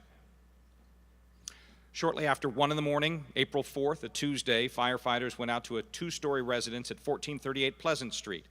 Heavy smoke was pushing from the front door. Frantic neighbors told the firefighters they thought 2 people were inside. Within seconds, the crews established a water supply, donned their gear, and made rapid entry into the burning building. Thick black smoke filled the front room. Visibility was nil. Knowing time was of the essence, firefighters aggressively searched the residence despite the difficulty of zero visibility and excessive clutter. Working as a team, within 5 minutes of entry, firefighters found and removed 2 unconscious occupants from the structure into the hands of awaiting medics, a critically injured 50-year-old woman and 54-year-old man. CPR was established on the man. The fire was quickly marked under control. 2 hours later, the crews were told the woman succumbed to her injuries.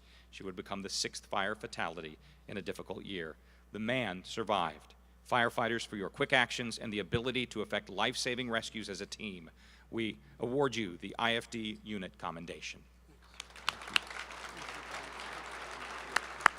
Absolutely.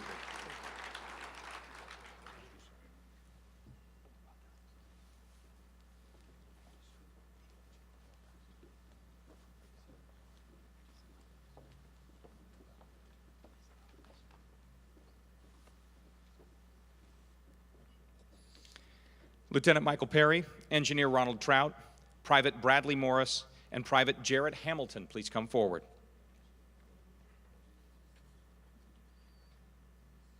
This one scared me to read. Early morning hours, September 7th, crews went out to 1401 Charles Street, a report of a residence fire. Arriving on scene, they were met with heavy fire coming from the front of a vacant home. First arriving companies quickly went to work. Ladder 13 was dispatched and assigned to RIT Operations, RIT Rapid Intervention Team. It's a dedicated team that has one function during a fire. They're in place to rescue a downed firefighter from a structure should they become hurt or incapacitated during the operations. It is a position firefighters hope they never have to perform on a fire and are happy if the only thing they have to do is stand outside while the fire is brought under control. The lack of work means that everyone has completed the task safely and that everyone is going back to their respective firehouses to fight another day. Ladder 13 arrived on scene, gathered all the necessary RIT equipment, reported to the front of the burning home, and did what they'd been trained to do, which is wait.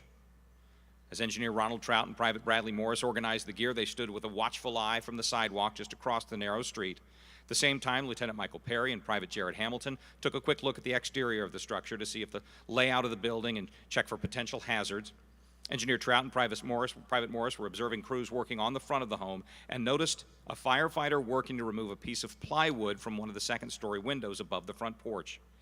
Fireground operations to this point had been routine until a firefighter on the porch grabbed and started pulling a piece of plywood covering that window opening, and with one step backward, the firefighter plunged down through the roof onto the front porch, came crashing down on concrete 12 feet below.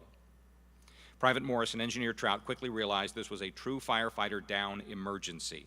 Both ran to the front porch to render aid to the downed firefighter, shouting to the battalion chief that a firefighter had fallen through the front porch and a medic was needed. The chief acknowledged and requested additional resources. Ladder 13's crew was next to the downed firefighter within seconds of the fall. Private Morris immediately began assessing his injuries. Engineer Trout removed debris from the firefighter. Private Morris realized the firefighter was unconscious, not breathing, and had blood covering his face. Private Hamilton and Lieutenant Perry quickly joined Morris and Trout on the porch. Great care was taken to immobilize the head and the neck of the injured firefighter while Private Morris removed the regulator from the face of the firefighter's mask. The firefighter took a breath and a strong pulse was located. Lieutenant Perry immediately recognized the need for a backboard to safely move the firefighter to cut further risk of injury. The crew then focused on removing the cumbersome SCBA tank and the harness from the downed firefighter by using coordinated movements and assisted by members of the Engine 19. Firefighter was quickly removed from the front porch, placed to the back of the ambulance for transport to the hospital, and Ladder 13 for your quick actions to safely ensure the best possible outcome, we award you the IFD Unit Commendation.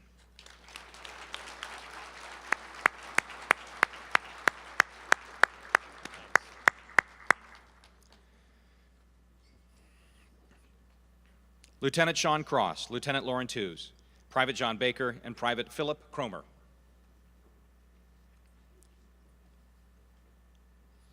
In our city, vacant structures, or structures that are supposed to be vacant, pose a unique situation for responding crews. With each comes challenges regarding tactics, strategy, risk and reward, and lessons learned and reminders as to why firefighting safety is always a top priority.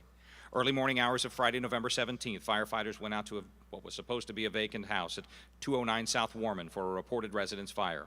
When they arrived, heavy fire was pushing from the fully involved first floor. Supply lines were established and aggressive attack was initiated. As crews on hand lines made their way through the structure, extinguishing the blaze, rapid fire progression now compromised the basement and the second floor. Both Cross on engine 1, and the crew of engine 19 reported structural integrity issues and holes throughout.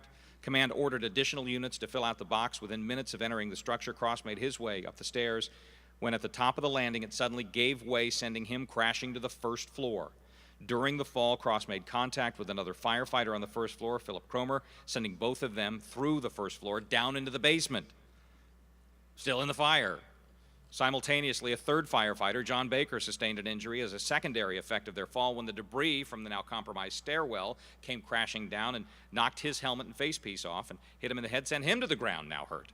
Without hesitation, Lieutenant Lauren Tews established a mayday and assisted Baker to a safe area, re-entered and began searching for the downed firefighters. Rapid intervention teams prepared for entry. The truly unique nature of the fire is not that the structure was vacant, the firefighters fell through a hole, nor that the crews inside the structure responded so quickly that they effectively mitigated the situation within minutes. Common sense and training plays a hand in their ability to do so.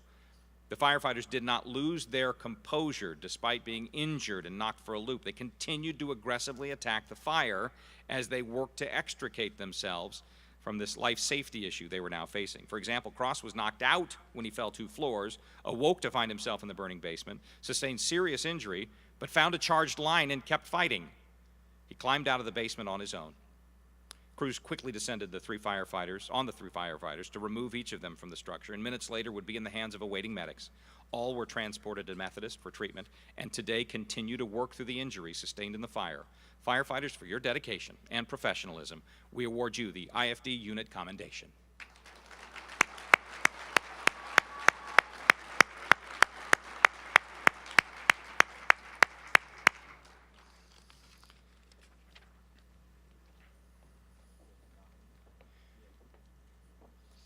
Big group to come: Lieutenant Russell Furtrell, Engineer Brian Hedrick, Private Brandon Pettit, Private Jason Gorman, Private Jared Doherty, Engineer Charles Lawless, Private Christina Engelking, Lieutenant Michael Stewart, Lieutenant Mark Notter, Engineer Tony Keeler, Private Kelly Little, Private Jeffrey Davis, Lieutenant Steve Johnson, Private Jennifer Cobb, Private Christopher Van Roo, Private Tara Schaefer, Private Jeffrey Brown, Engineer Jeffrey Johnson, Private Samuel Farrer, and Private Scott Ashmore.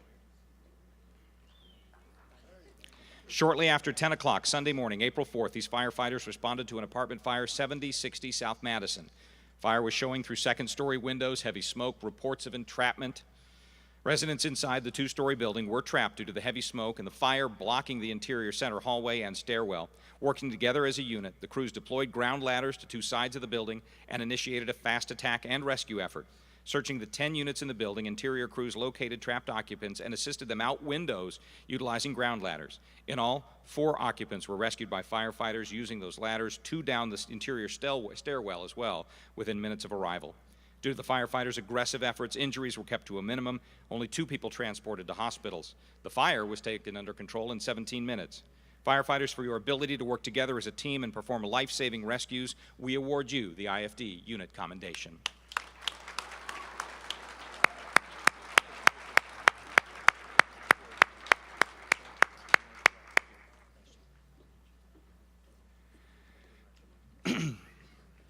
Contrary to popular belief and the desires of news editors everywhere, firefighters don't spend a lot of time rescuing cats from trees. Though in the video, there was one. Firefighters do get humans out of trees, though, and this incident kept one man from being gravely injured. Monday, May 15th, firefighters went to 1209 Smoke Tree Drive for a man stuck in a tree. Rapid assessment on arrival made it clear this was not going to be an ordinary rescue. Significant injury and positioning made work difficult for the responding crews as they worked to rescue the man who was trimming the tree and injured by a falling 25-foot limb. The limb was on the top portion of the tree he was trimming at a family member's home. About 16 inches in diameter, the limb broke free before the man had completed the cut, fell on top of him, so he was already badly hurt. The man was self-harnessed to the tree and had a ladder beneath him, but the serious injuries made it so that he could not get down on his own. Despite his severe pain, the man was able to yell for help, and a neighbor ran to IMPD officers, a home of an officer actually, to call 911. Continual assessment and several attempts for removal by firefighters were made to no avail. Tactical Team 7 and its high-angle rope rescue team was dispatched. Working quickly, gingerly, without causing more injury to the man, rescuers secured him to an IFD rescue harness, prepared to lower him to the ground. Rope systems were deployed and ready for use. However, due to the severity of his condition, they utilized a Stokes basket and the aerial bucket instead. Firefighter medics tended to the man during the rescue. They were able to offer him ALS measures to relieve pain and to prepare for additional measures if necessary. The man was brought down 1.5 hours after the original call to 911. Firefighters, for your effort, your dedication, we award you the IFD Unit Commendation.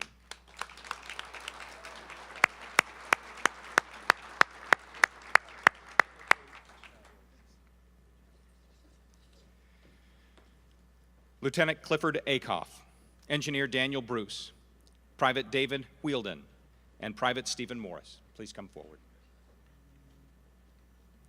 What started as a fairly ordinary dispatch on a PI accident with possible entrapment turned out to be a harrowing ordeal that would leave a crew of firefighters under fire and fighting to save a police officer's life. Shortly before 3 o'clock in the afternoon of Thursday, July 27th, Engine 23 responded to the report of an accident on Madison Avenue. Upon arrival, they found a car inverted and on its roof. The crew advanced toward the vehicle to check for victims and called for a tactical extrication response. Lieutenant Aaron Allen of the Southport Police Department, who had arrived just before the engine, approached the vehicle. The officer bent down to look into the window and to reassure the driver. As he did, multiple gunshots erupted. The crew quickly took cover behind nearby vehicles, but as they did, they saw Lieutenant Allen stumble away from the vehicle and fall to the ground.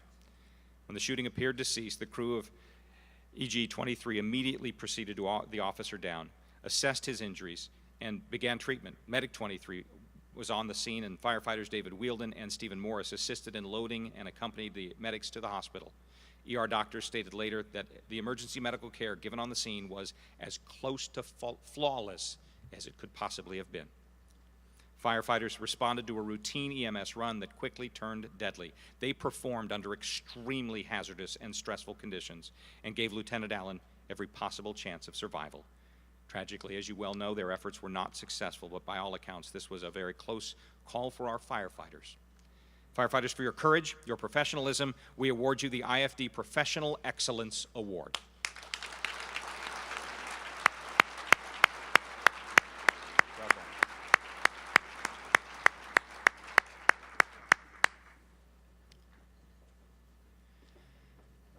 Please come forward, Private Kenneth Lang, Private Matthew Ramey, Private Scott French, Captain Casey Sweeney, Private Matthew Storica, Lieutenant David Richards, Private Mark Enigro, Private Michael Turley, Engineer Stephen Burford, Private Timothy Zimmerman, Private Peter Kirkpatrick, and Private Stephen King. Comes as no surprise to those of us who live in Indianapolis that during times of heavy rain, the White River floods and quickly becomes a dangerous waterway, especially for an inexperienced boater. For 5 women from Texas and Ohio unfamiliar with the river and inexperienced boaters themselves, a birthday trip turned into a rescue at the hands of these firefighters who saved them from a possible tragic fate. Afternoon of Saturday, June 24th. Dispatched to the area of 6363 Spring Mill Road, firefighters from Tactical Rescue 14 responded on reports of multiple kayakers in the water. Calls to 911 were frantic and varied as to the location of the kayakers, with calls coming from observers on the shore and from the women themselves in the water. That birthday journey, which started at 2 o'clock, was short-lived, with the kayaks quickly lodging in debris and their attempts to dislodge unsuccessful, and the kayaks flipped over, throwing the women into the water. None of the women were wearing life jackets either. fast-moving currents and the swollen water working against them, Tactical 14 knew they had to work quickly. Upon arrival, initial crews had a visual of 3 of the women stranded on a small island with the whereabouts of the other 2 not known. Making access to the river through a residential area, TAC 14 deployed both the John boat and the Zodiac, with the John boat upstream and the Zodiac downstream. Crews on shore were able to make contact with the women on the island by phone and get important information about the 2 missing women, both believed to be floating downstream in rapid water. Within minutes of entering the water and beginning the search, Commander Casey Sweeney was notified by IMPD that 2 women had been pulled from the water in separate locations, but were now safely on shore and treated by medics. One was assisted by a resident who lived along the river, the other by a Wish TV cameraman who extended a long branch toward her as she floated by. No, he's not gotten a raise yet, but we're working on it. Despite resistance from the powerful current, the 2 firefighters in the John boat, Kenny Lang and Scott French, began focusing their attention on the women on the island. French and Lang maneuvered the boat close enough to grab one of the women, clinging to a tree, yank her to safety. Repositioning upstream, they moved closer to the remaining 2 women, beached the boat on the debris pile, and assisted the women onto the boat. And within 36 minutes of arrival and the rescue complete, both TAC 14 boats began heading toward the dock to bring the women to shore. While en route, the boats came across 3 men whose canoe had flipped, stranding 2 of them in the water. The other man was trying to upright them without success, so TAC 14 stopped, rescued the men, grabbed their canoes, returned all 6 victims now safely to shore. Firefighters, for your actions and ability to safely effect a rescue, we award you the IFD Unit Commendation.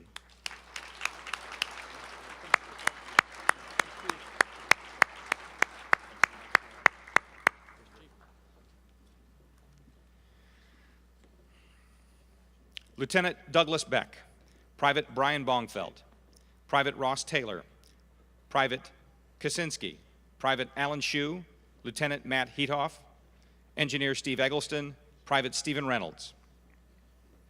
Second water rescue of the night involved firefighters from Engine 32 and Engine 6, proving without a doubt that training matters and split-second decision-making is sometimes all you have.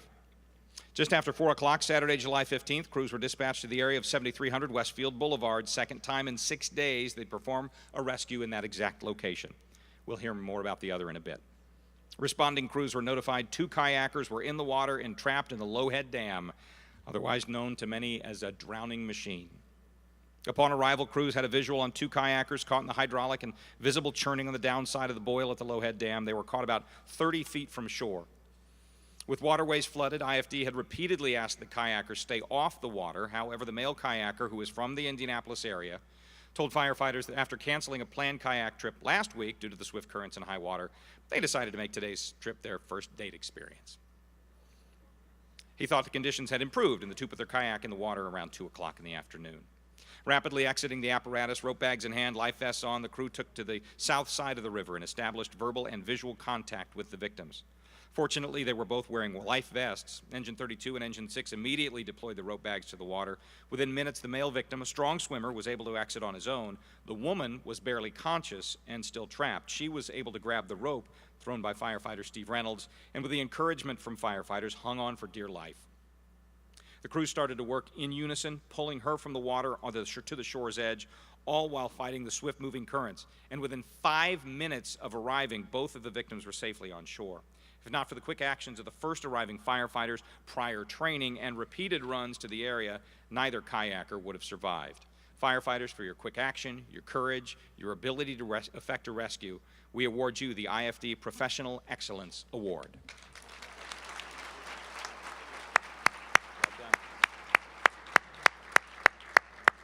Rita, do we know if there was a second date? We don't know. That either pulls you really close together or really far apart. One of the two.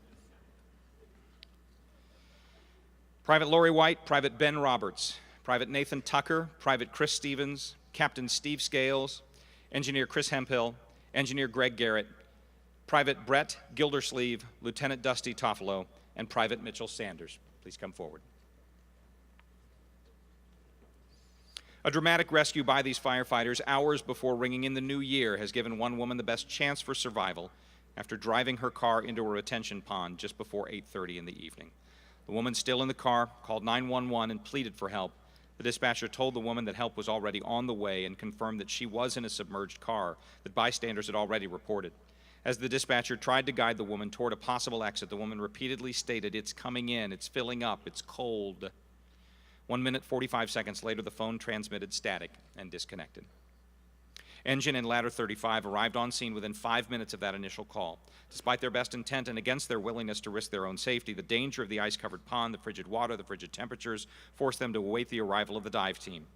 Tactical Dive Team 7 marked responding and flew the 11.2-mile distance with divers gearing up en route and prepared to enter the water once they got there. Diver Ben Roberts, in his first operational dive as a primary diver since graduating from dive school just in October, entered the water and made contact with the vehicle about 20 feet from shore, 12 feet down. The vehicle was on its wheels under the water. 3 minutes later, diver Brett Gildersleeve entered the water as a backup diver. Ben located the sunroof of the car, using a window punch, broke the window, and managed to grab the now unconscious woman inside the car, and the two divers pulled her up and out of the sunroof. They then surfaced onto shore within 4 minutes of first entering the water. The two divers then went subsurface again and conducted a secondary search to see if there were additional occupants, but there were none.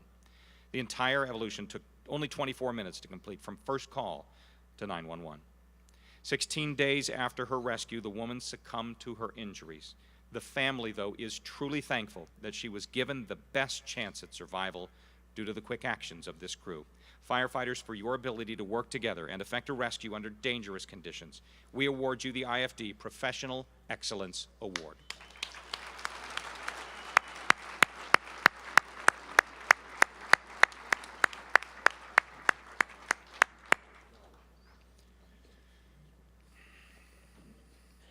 It is only just now striking me as I read these all at the same time how difficult a year this has been for all of you. On behalf of those that you serve, thank you for that.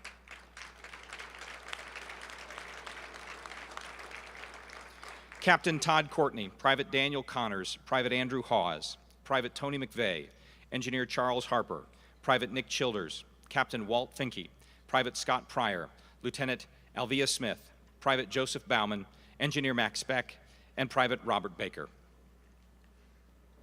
Wednesday, December 13th, shortly after 1 in the morning, firefighters were dispatched to 1202 Vandeman Street for a reported residence fire with possible entrapment. This was an address they knew well already. Crews had responded there a number of times on EMS runs. Crews also knew a fire would be a worst-case scenario for the couple that lived there. The man was confined to a wheelchair, and the woman was not mobile enough to get both of them out. Upon arrival, firefighters found the single home fully involved, with heavy fire pushing from the entire structure, initiating a fast attack and aggressive search. Engines 15 and 3 went in the front, ladder 15 went to the back. Kicking in the rear door, the crew of 15 encountered heavy fire above their heads, no hose line for protection. Staying low, firefighters Harper and Childers entered the structure and within minutes located the woman, unconscious and on the floor. Working together, they were able to get her out the door and assisted by Finke and Pryor to get her out to awaiting medics. As if conditions were not already bad enough, as medics began working on the woman, live power lines burned through and landed on top of their equipment. Despite heavy involvement to the front of the structure, crews from engines 15 and 3 were advancing hand lines and aggressively searching for the second occupant. With heavy fire all around, advancement was difficult and extinguishment critical if they were going to find the man in time. Sadly, 14 minutes after arrival, engine 3 located the victim in the front room. He was already deceased. Upon recovery of both victims, Battalion Chief Howard Stahl ordered immediate evacuation of the structure and defensive operations only, and stated the aggressive measures and ability to focus on the search efforts while battling the large volume of fire taken by those crews was outstanding. Firefighters, for your efforts to work together and mitigate the incident, providing the occupants the best possible chance at survival, we award you the IFD Professional Excellence Award.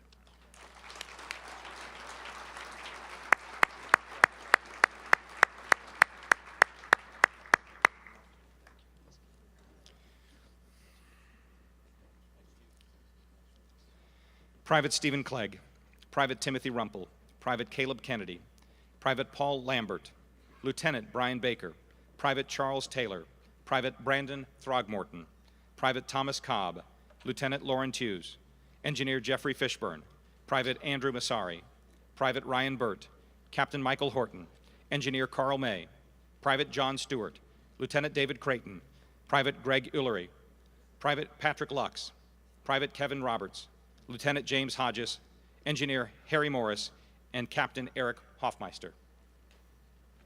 Few incidents resonate as deeply with firefighters as those involving children and the efforts that they take to save those children. This incident on Terrace Avenue profoundly affected an entire community and clearly illustrated the willingness of firefighters to endanger their own lives to save another. 11 o'clock on the night of Friday, March 3rd, firefighters went to 734 Terrace Avenue on reports of a residence fire with confirmed entrapment. Multiple calls to 911 informed dispatchers 2 children were trapped inside a house with an adult male who was trying to rescue them. Upon arrival, crews found heavy fire and smoke pushing from both floors of a 2-story home.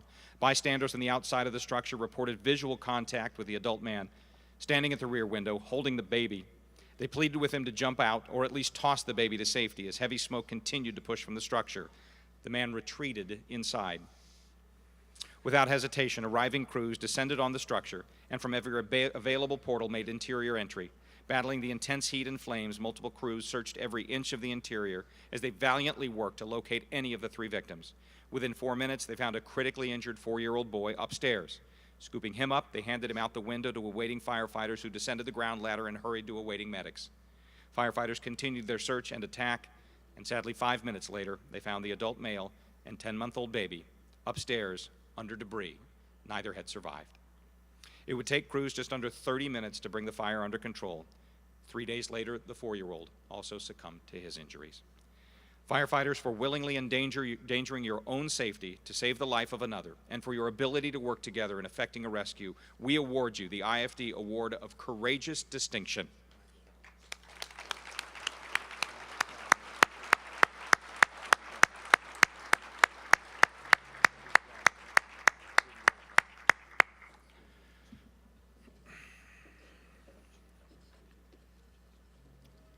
Finally, please come forward Private Alan Shue, Private Stephen Reynolds, Engineer Steve Eggleston, Lieutenant Matthew Heathoff, Private Kaczynski, Private Ross Taylor, Private Brian Bongfelt, Lieutenant Douglas Beck, Captain Casey Sweeney, Private Kenneth Lang, Private Matthew Ramey, Lieutenant Joe Webb, Private Andrew Park, Private Scott French, Engineer Steve Burford, Private Stephen King, Private Timothy Zimmerman, Engineer Dennis Ford, Civilian Warren Rosenthal.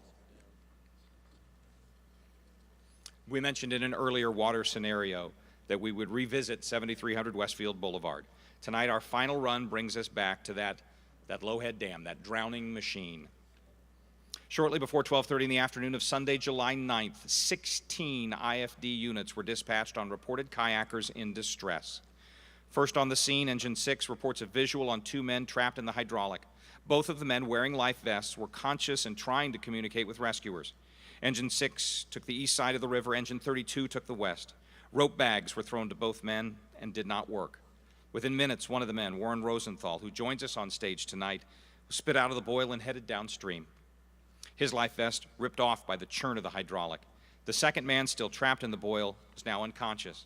TAC Team 14, now at the scene, was at the south side of the river and prepared to launch. Rapidly assessing their rescue options, the crew made the decision to aggressively go after Warren, who was now downstream, exhausted and hanging onto a rope. With time of the essence, the possible rescue of the second victim, without backup safety systems in place, could have been deadly. Zodiac launched with firefighter Matt Ramey piloting the boat and Kenny Lang navigating. 2 men reached Warren within 13 minutes of arrival on scene. Seconds later, he was placed in the boat and still conscious, but barely so. The boat turned around and headed back to drop him off at shore. Suddenly, rush traffic over the radio from Commander Casey Sweeney to the boat let them know that the second victim had been spit out of the boil and was too now headed downstream in the fast-moving water. Without hesitation, and with Warren still in the boat, Ramey and Lang flipped the boat around 180 degrees, went downstream after the second kayaker. The unconscious man was moving at a clip and a definite head start on the boat. The kayaker was headed toward the strainer where he would get briefly caught up and released again. Lang and Ramey put it all on the line. Without a second of hesitation, Zodiac 14 correctly anticipated the kayaker's release and made the extraordinarily risky decision to get ahead of the kayaker. Headed straight for the strainer, Ramey gunned the engine, went airborne over the strainer, headed downstream, flipped the boat around again, headed back upstream, and connected with the second kayaker. Driven by sheer adrenaline and brute strength, Lang leaned out of the boat, grabbed the kayaker, pulled him onto the boat. With a man in cardiac arrest, Lang started CPR, regained a heart rhythm, and the man was transported to Eskenazi Hospital in critical condition. Sadly, that second kayaker succumbed to his injuries later that day. Witnesses stated watching the scene unfold was like something out of a movie. The teamwork, the split-second decision-making that occurred cannot be underestimated.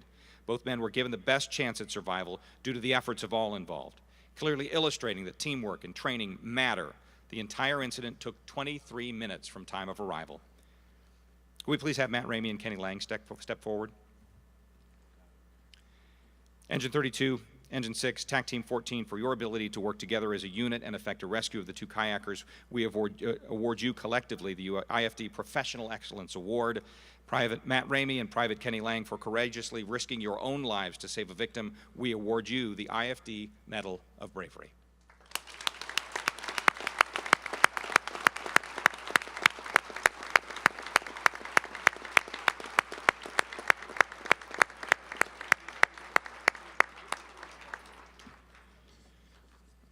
Remarkable group of honorees this year.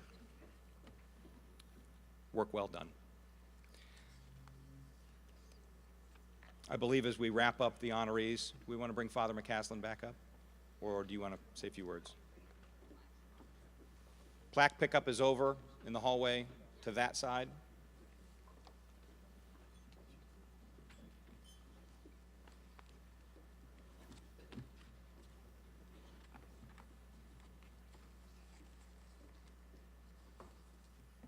Here's Father McCaslin. Thank you all. Appreciate it very much.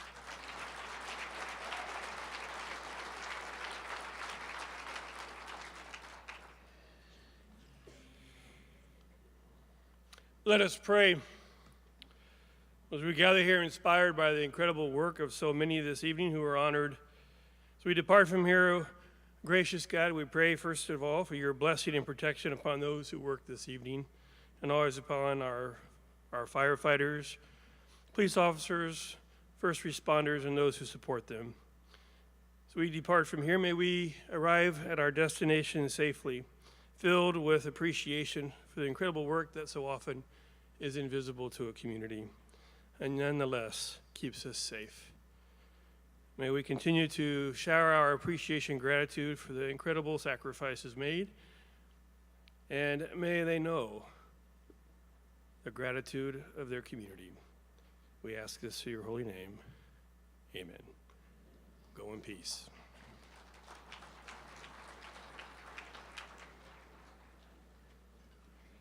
That's it. Thank you very much. Please don't forget to pick up your plaques if you didn't already, and everybody have a safe trip home.